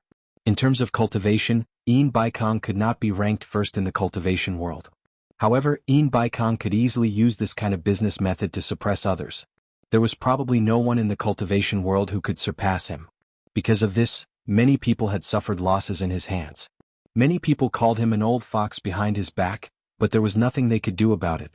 It was clear that Yin Baikong was not lucky to be able to support such a large World Chamber of Commerce in the cultivation world. Once the 500 limit-breaking pills were sold, it was guaranteed that those who wanted to join forces to pressure him would leave on bad terms. If you don't buy it, then someone else will. It's not like you can't sell it, so lowering the price was impossible. Jing Yuankong stood in front of the window with his arms crossed. Hurried footsteps came from the stairs behind him. A disciple came behind him and saluted, "Master, all 500 limit-breaking pills have been sold in less than 2 hours." Jing Yuankong gazed at the dispersing crowd with dejected expressions, and the corners of his mouth curled up into a smile. "Make the arrangements immediately. It's best if everyone in Cornucopia knows about it. Keep it a secret." "Yes, disciple will make the arrangements immediately." The disciple turned and left. About an hour later, a shocking piece of news came out of the Cornucopia. 2 rogue cultivators who had bought a limit-breaking pill together had sold the limit-breaking pill right away. The original price of a limit-breaking pill was 2 million high-grade spirit stones, but it was sold for 2.5 million high-grade spirit stones. The cultivators who pooled their money to buy the limit-breaking pill were all overjoyed. They had earned 500,000 high-grade spirit stones in a short time. To them, that was money that they had to spend many years to earn. Just as the rogue cultivators who bought the limit-breaking pill were in high spirits, another piece of news came that made them ecstatic. 2 rogue cultivators rented a stall to sell the limit-breaking pill. The price was 3 million high-grade spirit stones, but it was sold in less than an hour. This was not an unfounded rumor. Many people saw it with their own eyes. Oh my God! The price had risen by another 500,000 high-grade spirit stones. Just when the itinerant cultivators were overjoyed, they heard that another limit-breaking pill had been sold for 3 million high-grade spirit stones. This was the 3rd limit-breaking pill that had been sold at such a high price. The rogue cultivators who pooled their money but failed to buy the limit-breaking pill were so frustrated that they almost vomited blood.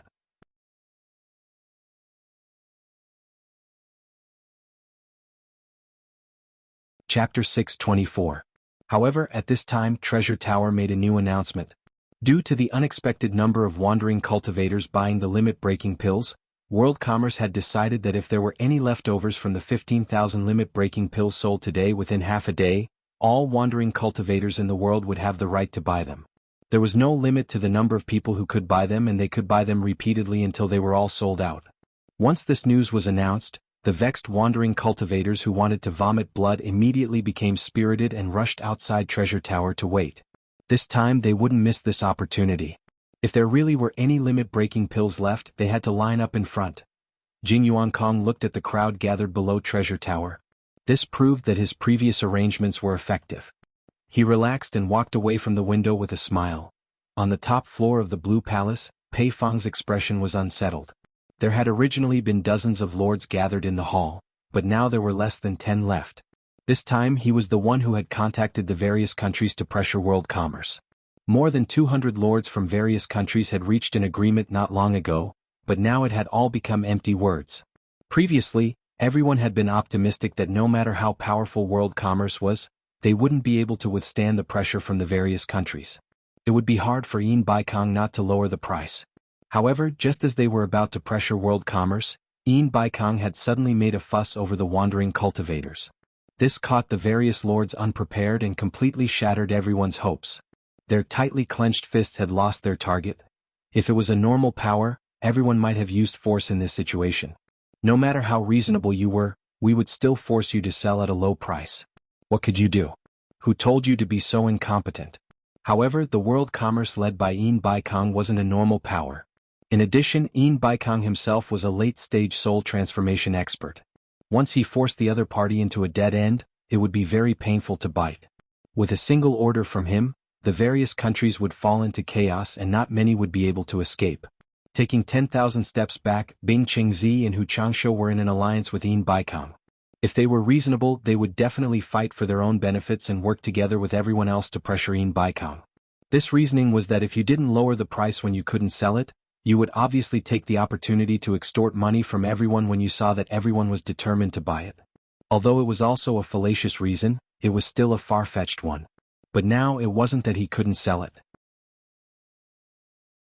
Why should he lower the price? If you don't want to buy it, I'll sell it to someone else. It's fine as long as someone is willing to buy it. This is a very normal thing. With this reasoning, Bing Qingzi and Hu Changshu didn't get angry. After all, they couldn't possibly join forces with others to deal with their own allies. If they did that, not only would Yin Baikong fall out with them, who would dare to stand with them in the future? They were afraid that the next unlucky ones in the cultivation world would be the two of them. Someone didn't just want to deal with Yin Baikong. Once the power balance was broken, the weaker side would definitely suffer. Brother Pei, since everyone has left, there's no point for us to stay. If we wait any longer, I'm afraid we won't have a share of the limit-breaking pill. I will leave now. Yunnan Tian cupped his hands to the rest of the people and left. Pei Fang said in a low voice, "What's the rush? If you can't buy it this time, there will be a next time." Hearing this, Yunnan Tian paused and said with his back facing them, "I guess it is not easy to collect the herbs needed to refine the limit-breaking dan. Do you think that the limit-breaking dan can be sold without limit? Therefore there is no harm in buying more in advance. We can talk about it next time." After saying this, he left. "Look." Pei Fang's fat face trembled as he pointed at the direction Yunnan Tian left. He looked at Qi Jujuan and Ouyang Da and said, It is because everyone has the same idea that we let Baikong, that old fox, get his way. If we want to blame something, we can only blame ourselves for not being united. After he finished speaking, other than the 3 late spirit-severing cultivators, the other lords also looked at each other and left. This made Pei Fong tremble with anger. Ouyang sighed and said, "Are we not going to buy it this time? Which one of you is willing? I'm afraid that if we don't buy it, Baikong will be even happier. He is not willing to sell the limit-breaking Dan to us. Even without the 3 of us, he can still earn his money. Buy it, we can't let that old fox's scheme succeed." Pei Fong gnashed his teeth and his face turned black. He couldn't understand why every time he tried to deal with Baikong, it was easily resolved by him. Was it because he was useless, or was the other party more powerful? The side door on the left of the treasure tower was still empty 4 hours ago, but after the new notice was posted, it immediately became popular again. Disciples representing various forces came in and out. The doorstep was almost broken. 4 hours later, a notice was hung on the door. Today's 15,000 limit-breaking Dan has been sold out. Next time we'll be notified. The rogue cultivators on the street were depressed. Why didn't they see anyone buy it before? But in the blink of an eye, it was sold out. None of them knew that they had been played by Baikong, and that they had been ruthlessly used. On the upper floor of the One Clan's shop, when Lan Feng dismissed the One Clan disciple who came to report the news and turned to look at Nongzhu and Lu Yanqing. "This matter is very obvious. Fatty Pei wants to mess with Baikong in one go. This is not the first time." Nongzhu shook her head and said, "But Baikong is indeed Baikong. Fatty Pei is still lacking if he wants to spar with him." Lu Yanqing giggled and said, "No matter how strong Baikong is, when he meets you, Nongzhu, he will still be defeated. Compared to you, he is still lacking." "You can't say that." Nongzhu waved her hand and sighed, "I know my own capabilities. I'm just a fox using the tiger's might. I'm still far from him. Baikong is not afraid of me but by Changchun, so he tolerates everything. Everyone knows this, you don't have to flatter me. Limit-breaking Dan, I wanted to buy some, but..." When Lan Feng looked at Nongzhu and said, "Nongzhu, you said you would help me get a batch of limit-breaking Dan for free. You have to keep your word. There are a bunch of people in the One Clan who are counting on me and I'm counting on you. Seriously, can you really get the limit-breaking Dan from Nyo Yud for free?" Nongzhu rolled her eyes and said, "Don't worry about it. I have a good relationship with Nyo Yud. Since it's a pill that can be sold in large quantities, he will definitely give it to me if I ask him for a batch." "That's good." One Lan Feng heaved a sigh of relief. In order to protect the One Clan in the future, even if he had no intention of getting involved, he had to fight for it. "Yes. I believe Nongzhu, it shouldn't be a problem for him to ask Nyo Yud for some limit-breaking Dan." Lu Yanqing hid behind the green veil and smiled sweetly, then said seriously, "I wanted to buy some for research, but Lingfang Valley's income is not wide, it can't be compared to other forces. Since there's someone who doesn't need money, I won't waste my money. Nongzhu, you can't be biased, you have to give me a batch for free too." Because she knew the background of Nyo Yud and Nongzhu, there was a hint of ridicule in her words. Nongzhu glared at her fiercely. Mo Xiaojun told him about what happened in Treasure Tower, leaving Yu Qianqiu stunned for a long time. Then he asked for some details. Only then did he understand that in this short period of half a day, Baikong had been secretly competing with someone. It was obvious that someone was trying to stop Baikong from selling the limit-breaking Dan. Looking at the situation, it seemed that the various countries had joined forces, but this was also reasonable. After coming back to his senses, he couldn't help but admire Baikong. Perhaps anyone could think of a way, but to be able to counterattack in such a short period of time, and in such an orderly manner, defeating the opponent's plot in one fell swoop, this was not something an ordinary person could do. Well done. Yu Qianqiu smacked his lips as he reminisced, looked at Mo Xiaojun who had a face full of confusion, and shook his head slightly. Those who had not experienced this level could only see the surface of the good and bad business, they could not taste the turbulence behind the surface. He had the experience of being a superior in his previous life, so he could naturally see that Baikong had taken a stroll on the edge of the cliff. It was very thrilling. At this time, Sikongju arrived again, cupped his hands and said, "Senior Nyo, my master invites you."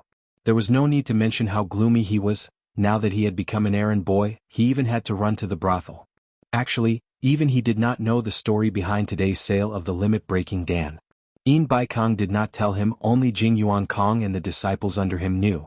Baikong had his own ideas about which disciple should be in charge of which business. He would not let a disciple easily interfere with another party's business. Yu Qianzhou laughed. He knew that Yin Baikong was going to fulfill his promise to pay within a day. He had to admit that in terms of doing business, Yin Baikong's reputation was better than his own, but his own reputation was not bad either. He happily arrived at the God of Wealth Peak, and upon seeing Yin Baikong, he immediately cupped his hands and said, "Brother Yin, I really admire you. You played your hand beautifully today." Yin Baikong was slightly startled. He did not expect this guy to be able to see through the inside story. He shook his head and smiled bitterly. "The tree desires peace, but the wind does not cease. I also want to do business honestly, but some people just like to cause trouble. I have no choice but to retaliate. Let's not talk about this anymore. It would be strange if you could do business honestly." Yu Qianzhou smiled but did not say anything. Yin Baikong waved his hand and pointed at the 24 storage bags on the bluestone platform. 24 billion high-grade spirit stones have been paid as scheduled. Brother Nyo, please check. Oh my. I've made a fortune. I won't have to sneak around for money anymore. I can do other things with peace of mind. Yu Qianzhou's heart was pounding with anxiety as he put away the storage pouch on the bluestone platform with a smile. Then he looked at Yin Baikong and nodded seriously. "Working with Brother Yin is really refreshing. I really did not choose the wrong partner." "Ah, isn't Brother Nyo the same?" Yin Baikong's mouth was full of flattery, but in his heart he was thinking, "As long as you are happy, there are some things that I have been holding back." After this busy period, it's time to think of a way for you to help me get some things from the immortal world that are beneficial to my cultivation.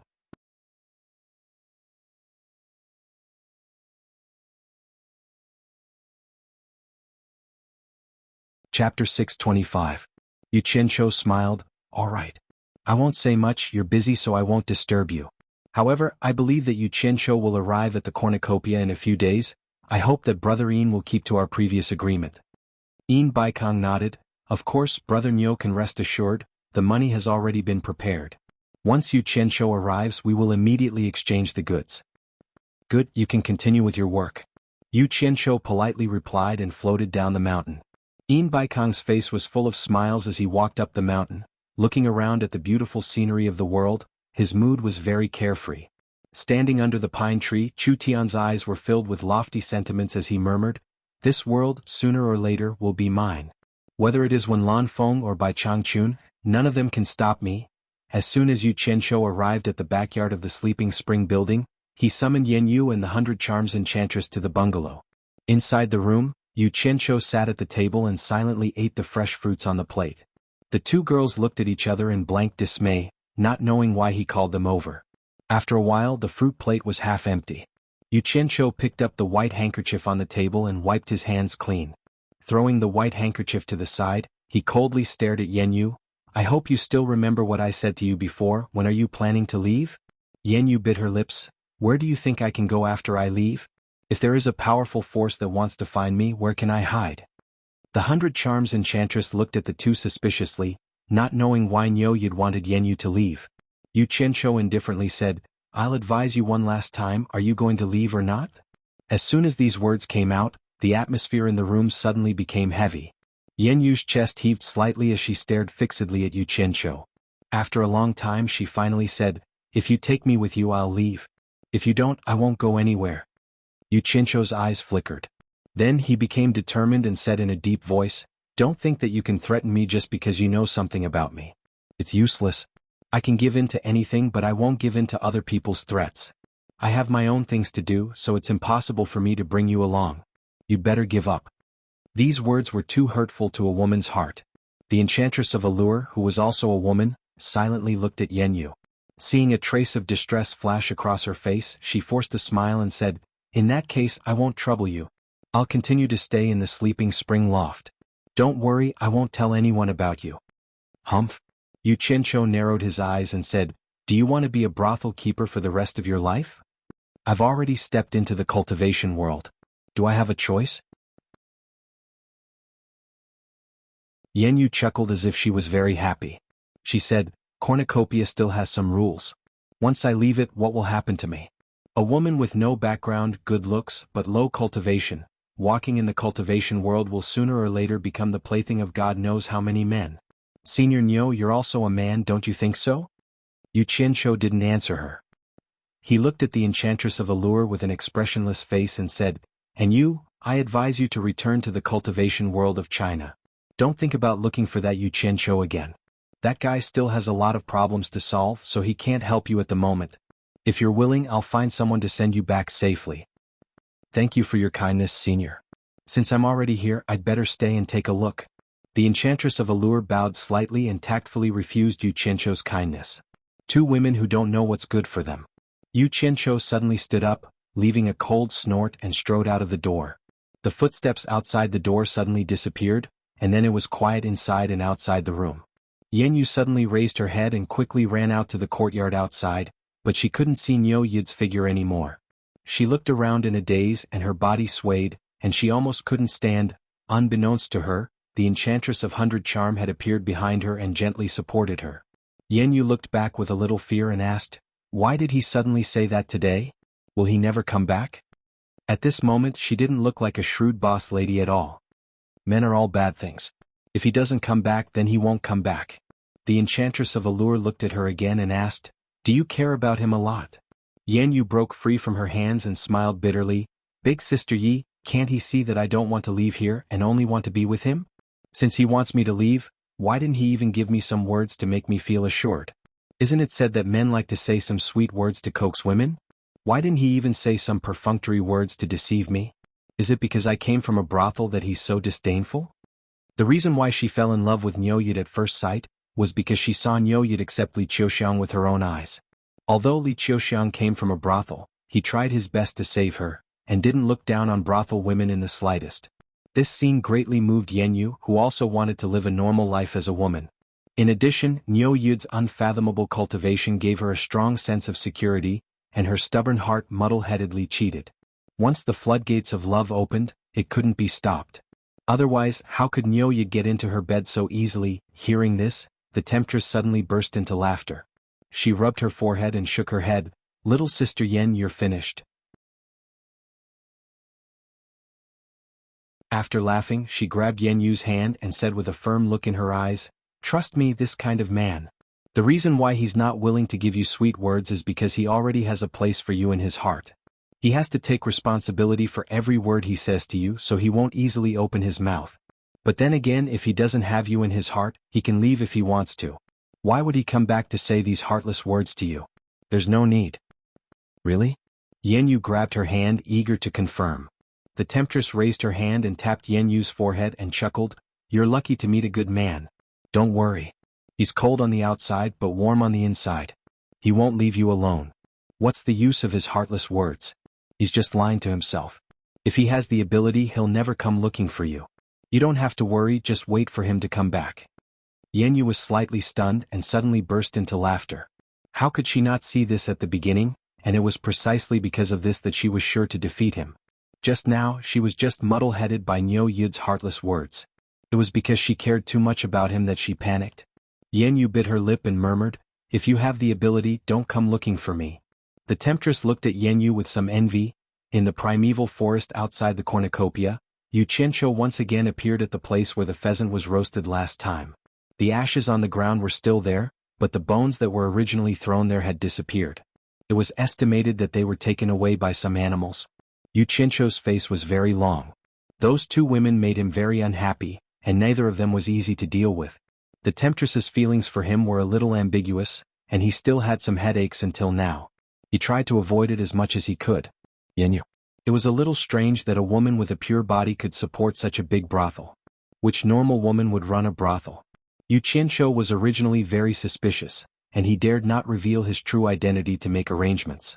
After meeting the temptress, he wanted to let her take Yan Yu to the Wuxia cultivation world to hide first, and ask a reliable escort on the way, such as asking Nongzhu for help. However, these two women had steeled their hearts. "Do whatever you want, I don't care." Yu Qianqiu kicked a big tree fiercely twice to vent his displeasure. Suddenly he looked up at the tree, and saw a huge head poking out of the branches and leaves, staring at him with two big cold eyes. A large brown python flicked its tongue and slid down the tree trunk at high speed. Yu Qianqiu was stunned, and he guessed that his two kicks had awakened the sleeping python in the tree. Before the python landed on the ground, it rushed over and wrapped Yu Qianqiu with its nearly 10-meter-long body. Then it curled up, trying to strangle its prey. It was not strange to see such a big python in the primitive forest. Yu Chincho looked up at the python's gradually opening mouth and said coldly, "Yu Chincho is back, star flame fire spell." A ball of green flame suddenly exploded, and swallowed both the man and the python. After a while the green flame disappeared, and Yu Chincho was unscathed, but there was a pile of ashes on the ground.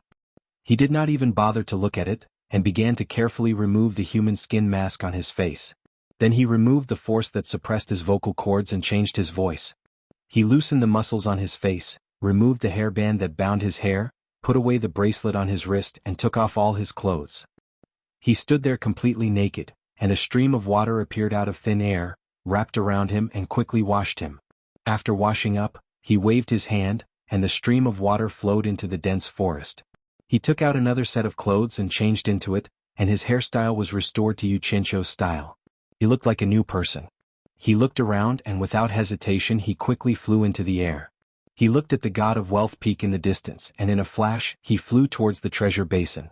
Not long after he arrived outside the treasure basin, and landed between the two hanging bridges. He saw many cultivators coming and going on the bridge which was hidden in the fog. Guanzhongkai had brought him here once so he was familiar with the way. He strolled along the hanging bridge and entered. After crossing the hanging bridge he entered the cave. Yu Chincho walked straight into a stone room inside the cave, and saw a few people registering to receive the treasure basin entry jade archive. He was not in a hurry and stood in line behind them obediently. When it was his turn he said, "Give me an entry jade archive." Name, school. The cultivator behind the table picked up a jade archive, and asked as he wrote something on it. Yu Chincho, no school, a loose cultivator. Yu Chincho said plainly. As soon as he said that, the people coming and going in the cave all stopped in their tracks. Even the guards in the cave turned to look at him. The cultivator behind the table raised his head in surprise and said, "You're Yu Chincho?"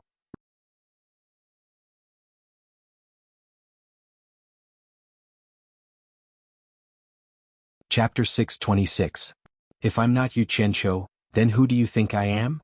Yu Chincho retorted, amused and annoyed at the same time. That's not what I meant.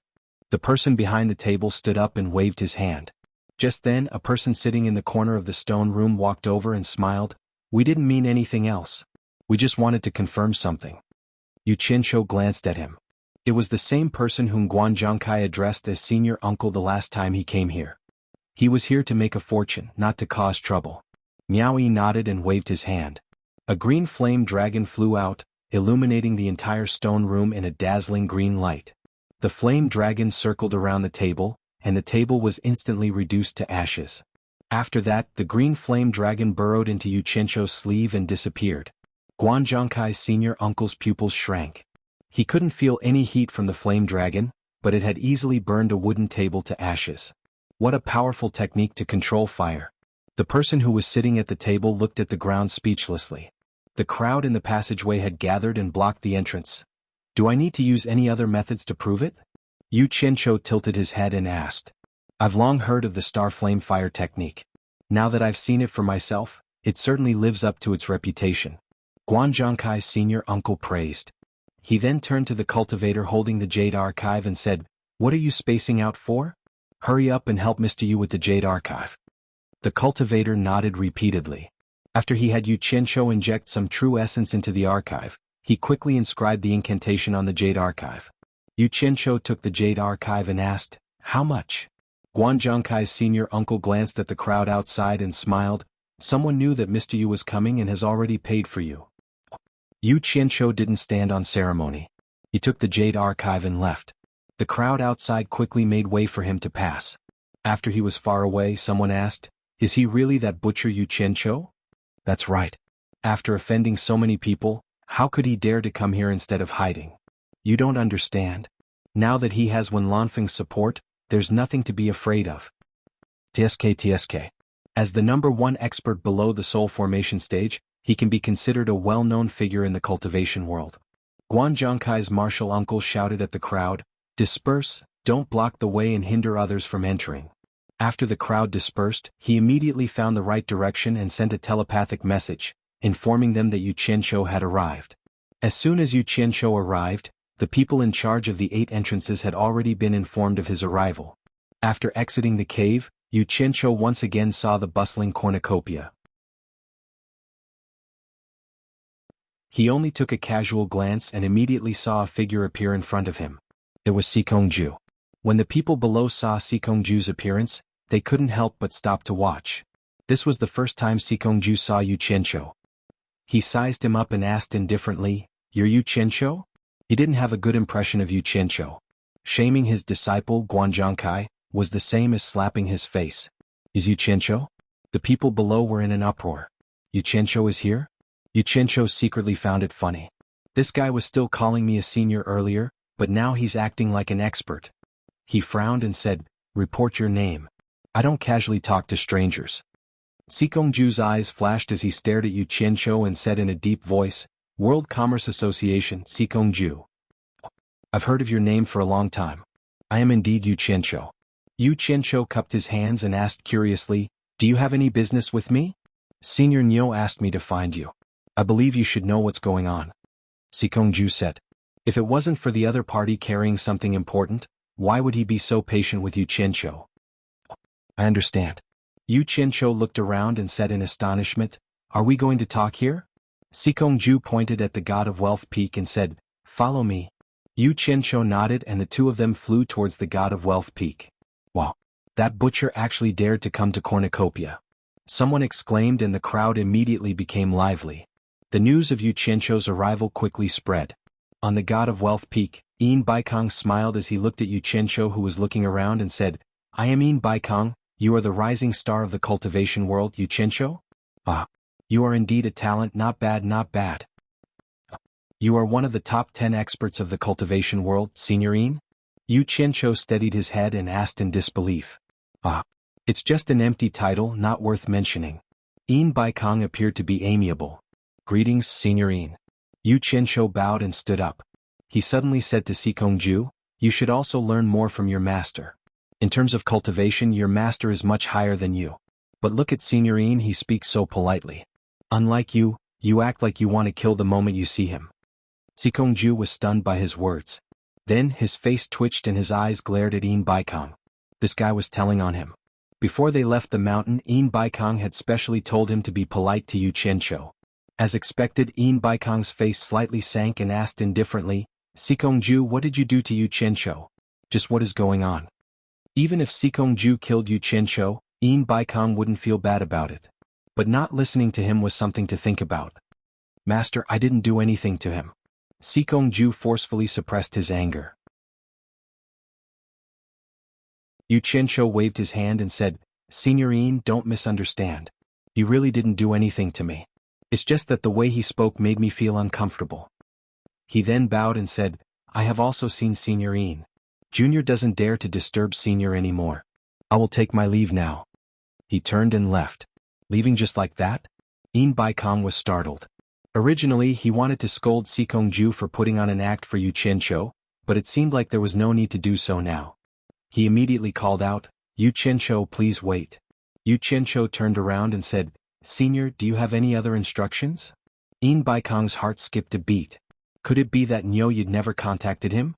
Suppressing the anxiety in his heart, he smiled and asked, "Yu Qianqiu, did brother Niu Yid not tell you anything?" "I almost forgot, my memory isn't that good." Yu Qianqiu slapped his forehead and said, "Senior is asking about the 7 treasure Dan, right?" Yin Baikong's heart that was in his throat finally calmed down. He breathed a sigh of relief and said with a smile, "It's all right, it's good that you remembered. Let's settle this matter first." With a wave of his hand, 10 bulging storage pouches landed on the bluestone platform at the side. Yu Qianqiu glanced at the 10 storage pouches and scratched his head. "Senior, can I discuss something with you?" Yin Baikong smiled and said, "What's the matter?" "It's like this." Yu Qianqiu said embarrassedly, "Senior's World Commerce Chamber of Commerce is rich and powerful. A mere 7 treasure Dan definitely won't be able to enter your eyes.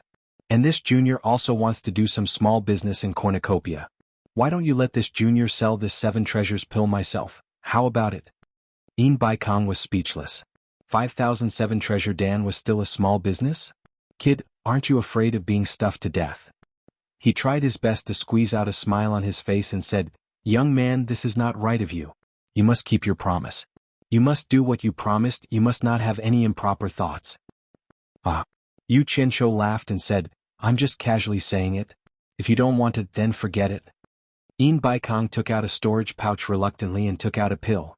Immediately, he saw a 7-colored pill halo lingering between his fingers. It was exactly the same as the 7 treasure dan he had seen before. Even Yin Baikong couldn't fake this kind of top-quality pill halo, so it was naturally the real deal. Yin Baikong injected his divine sense into the storage pouch and frowned. He stared at Yu Qianqiu and asked, How many 7 treasure dan did Niu Yid give you? Yu Qianqiu said with a guilty expression, They should all be in the storage pouch. This kid is trying to play tricks. Yin Baikong's face sank and said, That can't be right. There are only 4,000 here. Brother Niu clearly told me that he gave you 5,000, where did the other 1,000 go? Sikong Ju stared at him coldly, ready to seize the opportunity to flip out. I almost forgot, my memory isn't that good. Yu Qianqiu took out another storage pouch from his chest and said with an awkward smile, I was afraid that it wouldn't be safe to put all the pills in one storage pouch, so I took 1,000 and put them elsewhere. Finished speaking, he reluctantly handed the storage pouch over to Yin Baikong. Yin Baikong took the storage pouch and checked it. The remaining 1,000 pills were indeed in the pouch. He then revealed a satisfied smile and put them all away. He pointed at the 10 storage pouches on the bluestone platform and said, Those are the 10 billion high-grade spirit stones I promised Brother Niu. Go and count them. We're done with the goods. Yu Qianqiu walked over and sat on the bluestone platform. He counted the pouches one by one and muttered, No matter how much money there is, it's not mine.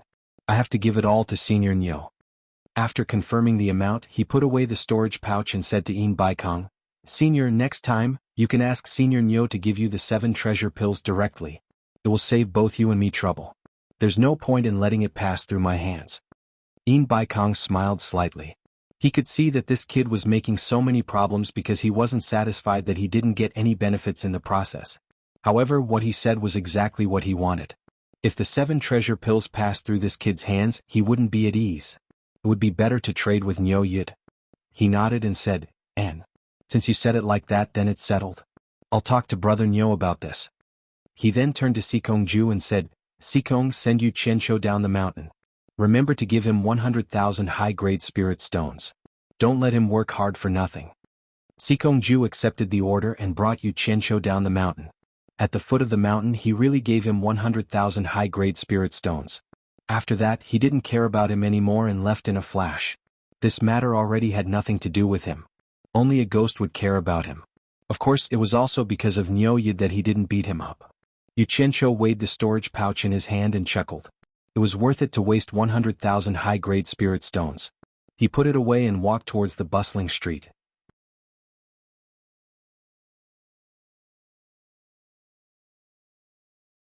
Chapter 627.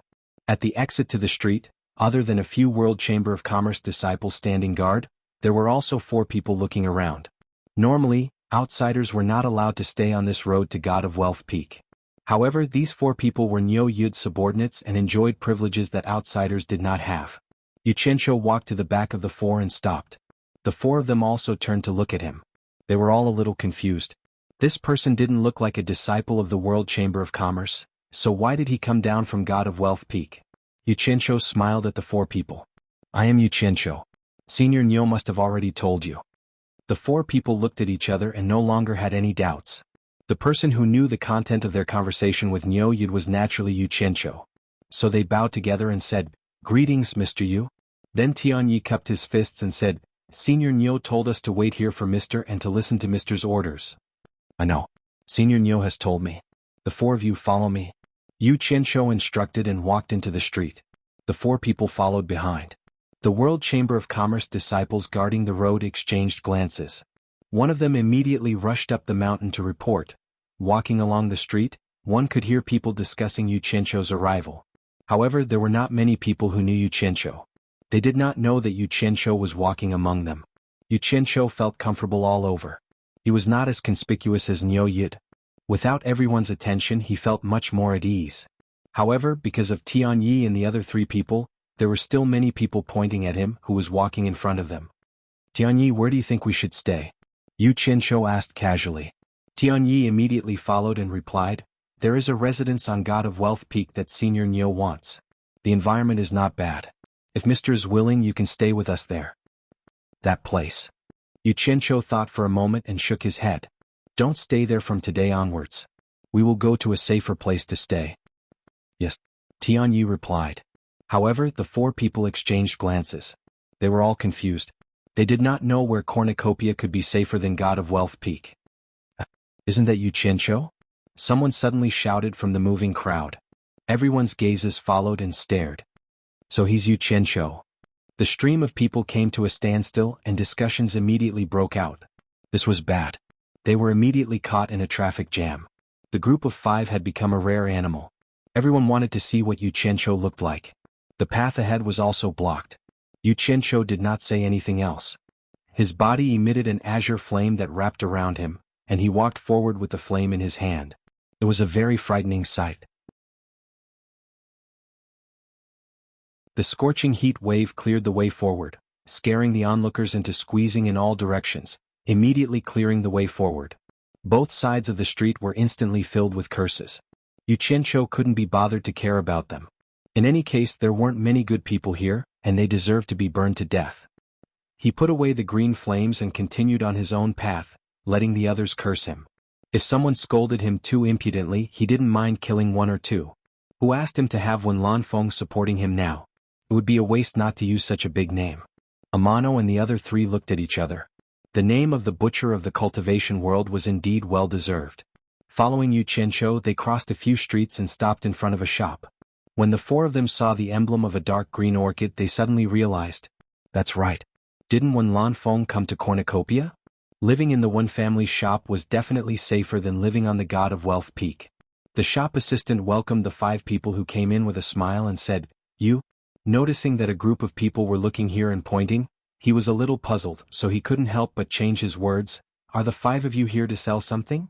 Yu Qianqiu glanced at the shop and found that the one family shop was simply a grocery store with all kinds of things. It seemed that the one family didn't have any specialty, and it was difficult to make a lot of money without something special. It was probably just a contact point. He shook his head and said to the assistant, I'm Yu Qianqiu and I'm here to visit Senior One.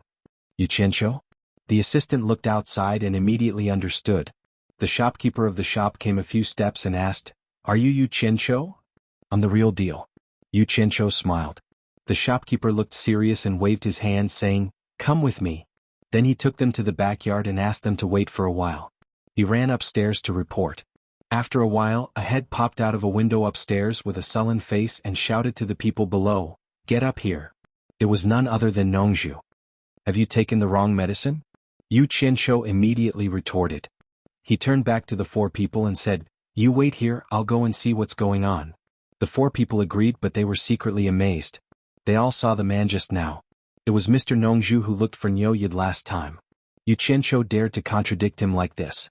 He was very powerful. Lu Yanqing heard Yu Qianqiu's words upstairs and suddenly laughed. She asked Nongzhu, Is it Yu Qianqiu? Nongzhu nodded with a sullen face. Wen Lanfeng couldn't help laughing.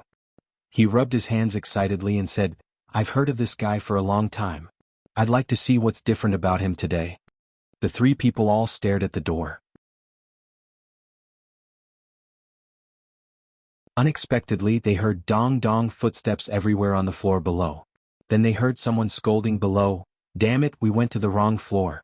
The fourth floor is the top floor. This is the third floor. The three people looked at each other. Lu Yanqing's face was blocked by the green gauze. They couldn't see any change, but they could hear unbearable laughter coming from inside.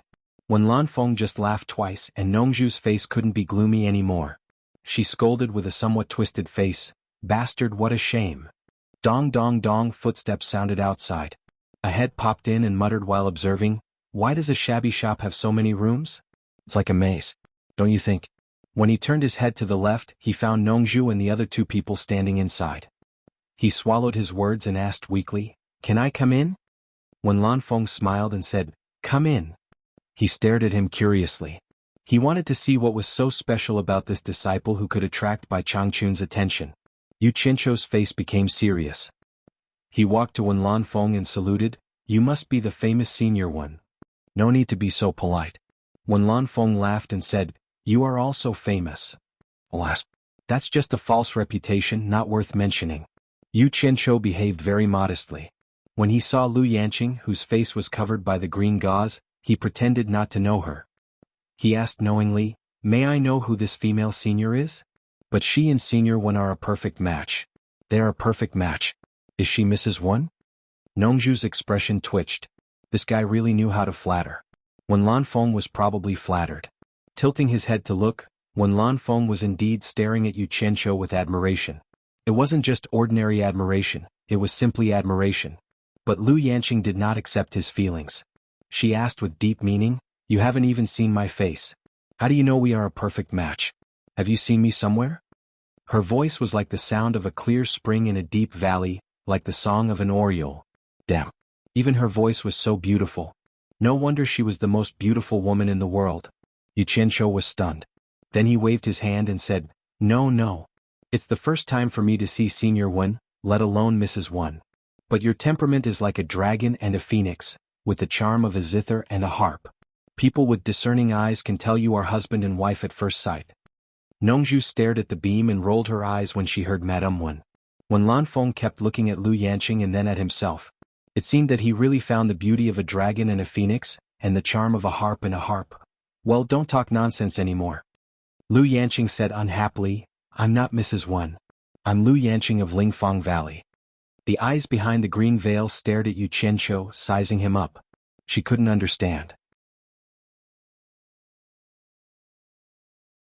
Everyone said that he was refined, but how did he end up being such a bootlicker? Was this really the talented Yu Qianqiu? If Nongzhu was not present, she would even suspect that this person was an impostor of Yu Qianqiu. Ah. Yu Qianqiu had a look of astonishment as he said, "So, it's the world-renowned miracle hands of rejuvenation, divine physician Senior Lu. Sorry for the disrespect." Then he bowed to Wen Lanfeng and said, "Senior Wen, please forgive me for not knowing. I was too reckless just now. Please don't take it to heart." Lu Yanqing was completely speechless.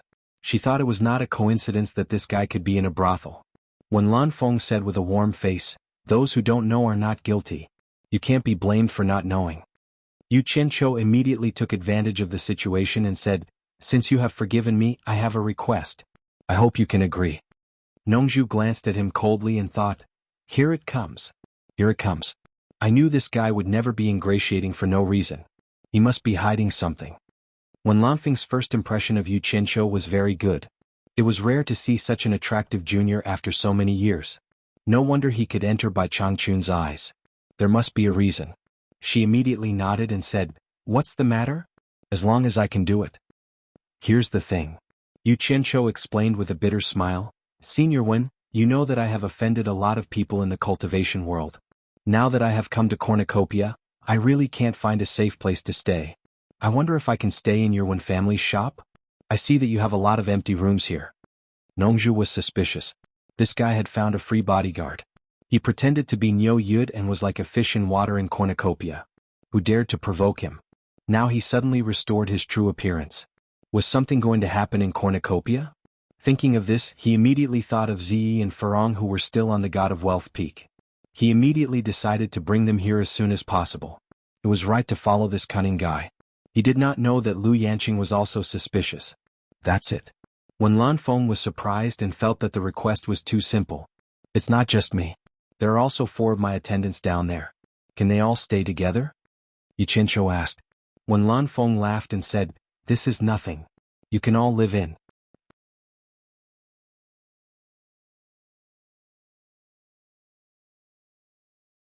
Chapter 628. Haha, thank you, senior. Yu Qianqiu showed a sincere smile, but when he looked at Wen Lanfeng and Lu Yanqing, he shook his head slightly, showing a look of regret, and muttered, "What a pity, what a pity." No one knew what he was talking about, but everyone understood what he meant. Wen Lanfeng was very emotional. He admired Bai Changchun from the bottom of his heart. How could he find such an outstanding disciple? Why didn't my Wen family have such an outstanding disciple? Otherwise, I would have taught him a good lesson. Lu Yanqing, who was in the green gauze, bit her teeth lightly. Logically speaking, she should not be too calculative with this junior, but for some inexplicable reason, she felt her teeth itch. "Don't play tricks here." Nongzhu sneered at Yu Qianqiu and then said to Wen Lanfeng, "Wen Lanfeng, the 2 girls I brought are living with Yin Baikang. I'm a little worried. I'd better bring them here." "All right." Wen Lanfeng nodded. Yu Qianqiu was slightly stunned and asked suspiciously, "You brought 2 girls here?" Oh. Nongzhu rolled her eyes and snorted, "Who cares who they are not as important as your spring slumber loft." After that she teleported. Yu Qianqiu was speechless. It seemed that Nongzhu already knew about his relationship with Yanyu. Thinking of Furong of Shuntian Island, and Wu Lixue of the Wu family, he couldn't help but reflect. Later he sighed sadly, seeing that he couldn't do anything about the previous one. Lu Yanqing knew his background, and her eyes were hiding behind the green veil to observe. When Lan Feng didn't understand what Nongzhu meant, and asked in surprise, "Yu Qianqiu, what's your relationship with the spring slumber loft?" Yu Qianqiu came back to his senses and said with a bitter smile, "Something that shouldn't have happened anyway, it's all my fault," he casually said. When Lan Feng saw that he didn't want to talk about it, so she didn't ask any more. After the news of Yu Qianqiu's arrival in the cornucopia spread, all the forces were ready to make a move. To the various demigod realm lords, Yu Qianqiu's current cultivation was nothing to them. What moved them was the treasure left behind by the demon lord of 10,000 swords. Hence they all sent people to keep an eye on him. This brat had been hiding for so long. Since he had appeared, they couldn't let him go. Although he had Wen Lanfeng's support, Wen Lanfeng couldn't always protect him, right? As long as they left the cornucopia, there would be times when they would be alone. At that time he would personally make a move and capture Yu Qianqiu would be a piece of cake and no one would know about it. As long as Wen Lanfeng did not know who captured Yu Qianqiu, he could not support Yu Qianqiu even if he wanted to. Around the Wen family's shop, the number of people secretly watching suddenly increased. After listening to Niu Yid's words, Yin Baikong, who was on the God of Wealth peak, lost interest in the treasure left behind by the demon lord of 10,000 swords. However, after hearing that Amano and the other 3 were following Yu Qianqiu, he felt that something was wrong, but he couldn't figure out what was wrong. Hence, he also ordered people to closely monitor Yu Qianqiu. In the Di Rong Kingdom's shop, after Bing Qingzi heard about Hu Yunqian's actions in luring the 2 of them to the sleeping spring loft, his complexion became gloomy and gloomy. Without a doubt, even though he had sworn an oath, it had still aroused the suspicion of others. Since Hu Changshou had already become suspicious, the others certainly wouldn't be any better.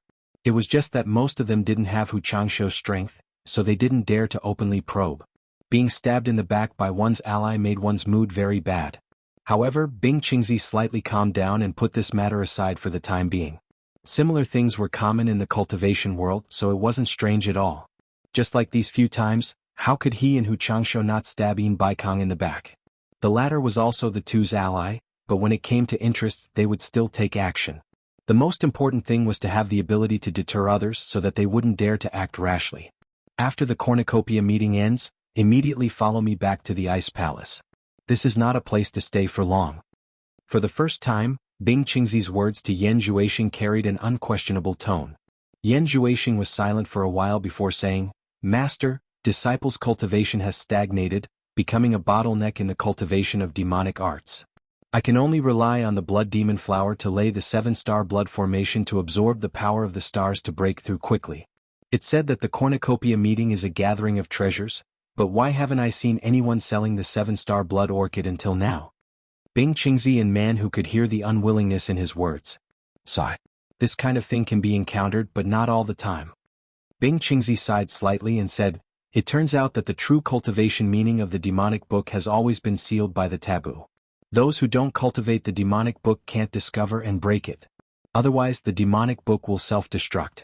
Even I didn't know about this. If I had known that the 7-star blood orchid was the blood demon flower, I would have started collecting it long ago, and I wouldn't be in such a passive situation. At least 7 blood orchids are needed to lay the formation. It's a bit difficult to collect them all at once." Man who bowed and said, "Master, you can't be blamed for this. I think the demonic king who wrote the demonic book didn't want such a book to fall into the hands of his opponent, so he added the taboo to protect it." Then he said to Yan Zhuixing, "Junior brother, this matter can't be rushed. Although the 7-star blood orchid is rare, it's not extinct. There will be a time when it appears, so we might as well wait patiently." Yan Zhuixing nodded slightly, but he said thoughtfully, "Maybe there are many in the Chinese cultivation world." Bing Qingzi's eyes lit up. "Are you sure?" There are 4 major clans in the Chinese cultivation world. Among them, the Wu clan runs the largest auction house in China. I participated once and saw someone auctioning the blood orchid with my own eyes. Yan Zhuoxing squinted his eyes and said, later on, I heard that the Wu clan auctioned the 7-star blood orchid several times consecutively. This matter is a bit strange. Why is it that only the Wu clan auctioned the blood orchid one after another? Are you suspecting that the Wu clan has the blood orchid? Bing Qingzi asked. That's not necessarily true. Yan Zhuoxing shook his head and said with firm eyes, but there's one thing I'm sure of. The Wu clan definitely knows who the seller and buyer are. It's a pity that it's not convenient to go deep into China's hinterland to make a move on the Wu clan. Otherwise, I'll definitely be able to find out something. Alright, there's no need to worry as long as there's a target. Bing Qingzi's eyes flickered and said, the East Holy Land is opening soon. Once Bai Changchun leaves, I can't care so much anymore. I'll make a trip to the Wu clan personally and find the blood orchid so that your demonic technique can make a breakthrough as soon as possible.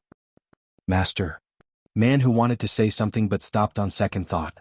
A group of spirit-severing stage experts were forced by Changchun to make a deadly oath, so they couldn't go to the Chinese cultivation world easily. But thinking that Master had broken the restriction to save Yan Zhuoxing last time, it was meaningless to say anything more. At this moment, a disciple ran over and reported the news of Yu Qianqiu to Cornucopia. After hearing the news, Bing Qingzi and Man whose faces turned gloomy. They had always remembered the death of their second brother on Yu Qianqiu's head. Yu Qianqiu, you finally appeared. It's been a long time since we last met in China?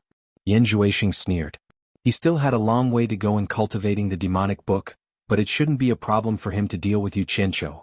In the backyard of the dormant spring building, the Enchantress of 100 Charms stood by the small lotus pond. Her body was wrapped in a red veil and looked very enchanting. After listening to Niu Yud's words, she didn't show her face in public anymore.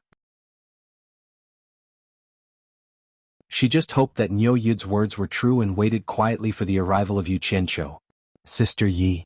Yan Yu shouted happily as soon as she entered the courtyard. She quickly walked to the side of the Enchantress of 100 Charms and said, Good news, do you want to hear it?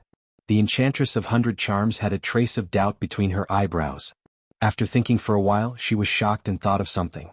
For the current her, what else could be good news? She couldn't help but ask excitedly, You mean, he's here? Yan Yu smiled and said, When I first heard the news, I was worried that you would be happy for nothing. So I sent someone to inquire and confirm it. Not long ago, the person I sent saw Yu Qianqiu using the star flame fire technique on the street with his own eyes. It's really the Yu Qianqiu you've been waiting for. Really? Where is he now? The Enchantress of 100 Charms asked impatiently. Her face was full of excitement that was hard to suppress. She was a dignified palace mistress. She had sneaked into this place from the cultivation world of China. Not to mention that she was unfamiliar with the people in the place, she also had to be on guard everywhere. It could be said that she had suffered a lot and the hardships were indescribable. With great difficulty she had finally found him. How could she not be excited? Yan Yu looked at her reaction and chuckled. From her reaction, it could be seen that she wasn't looking for Yu Qianqiu just to solve some trouble as she had said. She was afraid that there was something ambiguous going on. To be honest, Yan Yu was now somewhat curious. What kind of person was Yu Qianqiu to be able to make this woman, who always laughed at everything, care so much about him? I heard that he entered the One Clan's shop and hasn't come out yet. Just as Yan Yu finished speaking, she saw that the Enchantress of 100 Charms was about to soar into the sky. She hurriedly pulled her back and shook her head saying, Since he's already here, why are you in such a hurry? The cornucopia doesn't allow cultivators below the soul formation stage to fly as they please. Otherwise they will be killed. Don't be too happy until sorrow comes. The Enchantress of 100 Charms paused. She could hear the teasing tone in Yan Yu's words. She then angrily pinched Yan Yu's voluptuous chest and said, You're making fun of me. However, she still gave up on the thought of flying over and quickly left the lotus pond. Yan Yu flashed and caught up to her. She pulled her back and said, I want to see what kind of man this Yu Qianqiu is to be able to make Big Sister fall head over heels for him. You're still talking. The Enchantress of 100 Charms shouted and the other giggled. The two of them chattered as they left. It was always easier for women who were in the same boat to become friends. Two beautiful women, one more seductive than the other, appeared on the street at the same time. They immediately attracted everyone's attention and the sound of saliva being swallowed could be heard. The two women ignored them and went straight to the One Clan's shop. When the shopkeeper of the shop saw the two of them, he was stunned for a moment. He immediately greeted them with cupped hands and a smile. So it's owner Yin and the top courtesan of Spring Slumber Brothel. Your presence really brings light to my humble shop. May I ask what you two would like to buy from my humble shop? Shopkeeper 1 is too polite. Yin Yu smiled. They were doing business on the same street, so they knew each other. He then asked, I heard that Yu Qianshou is in your shop. Is that true? Shopkeeper 1 pondered for a moment. He thought that everyone had seen this and there was nothing to hide. He then nodded and said, That's right, he is here. Could it be that you two are here to look for him?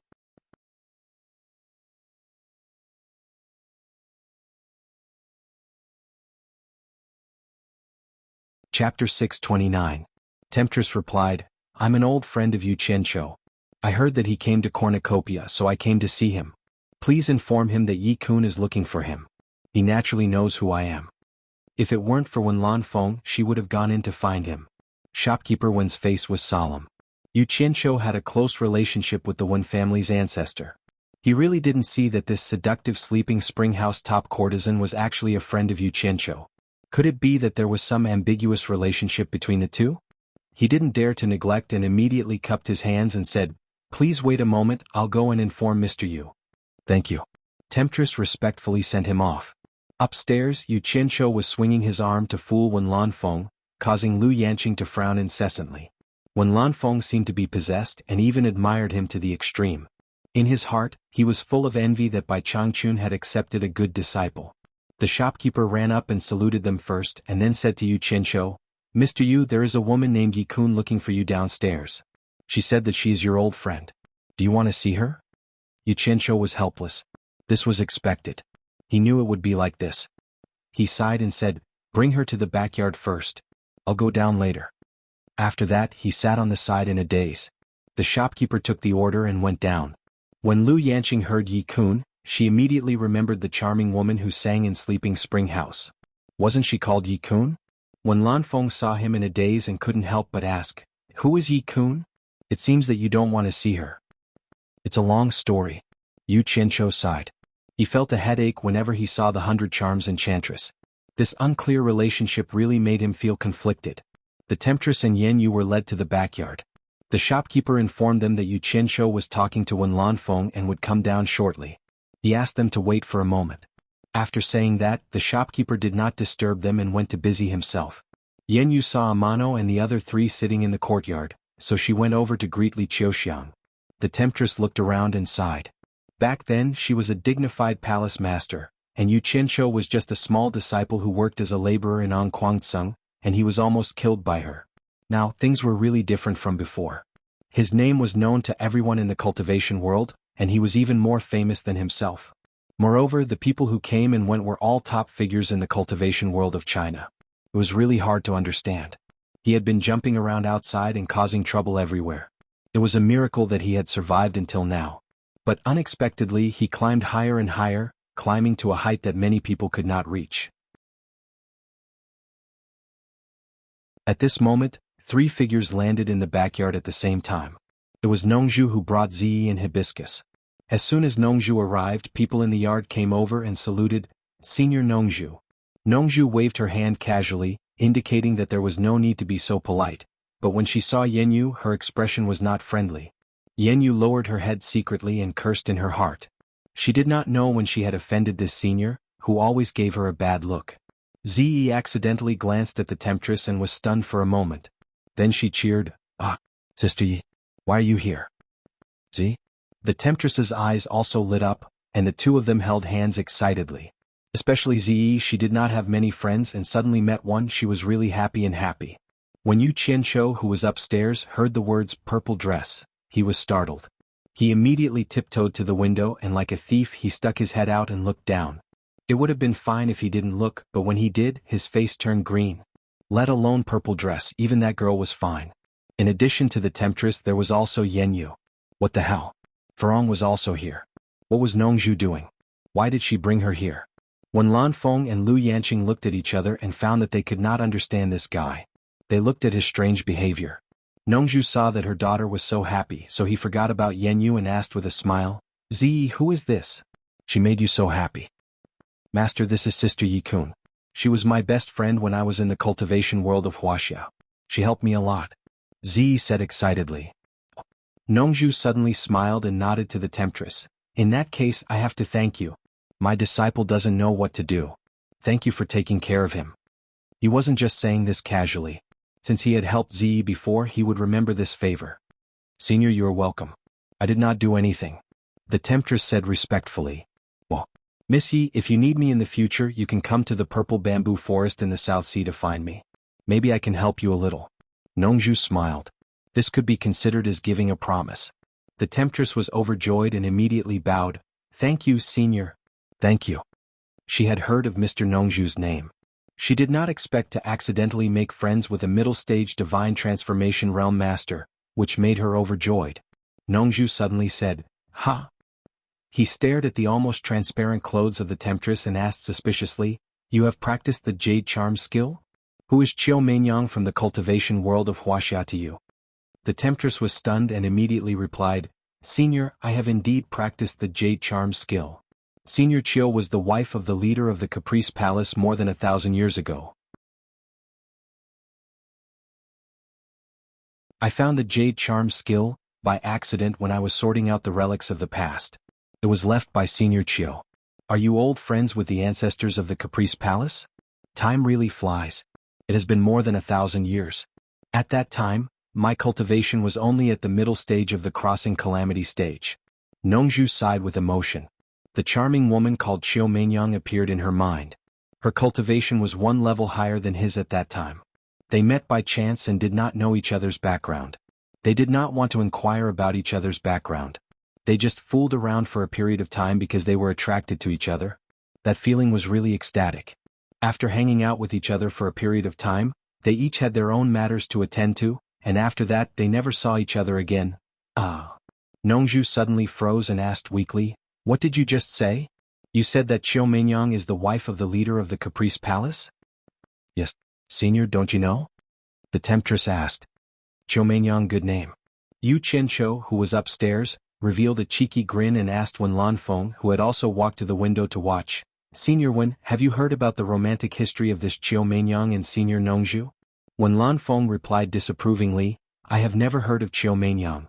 Nongzhu's romantic history is well known in the cultivation world.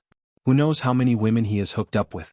With his cultivation talent, if he spent half of his time on women on cultivation, I am afraid he would have been ranked among the top 10 experts.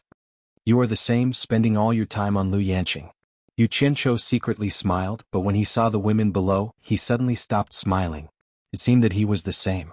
Ah, maybe it has been too long and I have forgotten. Nongzhu laughed. He was sweating in his heart. The woman he hooked up with was the wife of the leader of the Caprice Palace? At that time, although his cultivation talent was good, he was just a rogue cultivator in the middle stage of crossing calamity. At that time, the Caprice Palace was already a big force, but he dared to make a cuckold of the leader of the Caprice Palace. If he was found out, he would die without a whole body. That was dangerous, too dangerous. Nongzhu rejoiced and asked subconsciously, How is she now? After asking, he immediately realized that he had asked the wrong question. Since Qiu Meinyang said that it was a relic, she was naturally dead. Moreover, if Qiu Meinyang was still alive now, her cultivation must have reached the deification stage.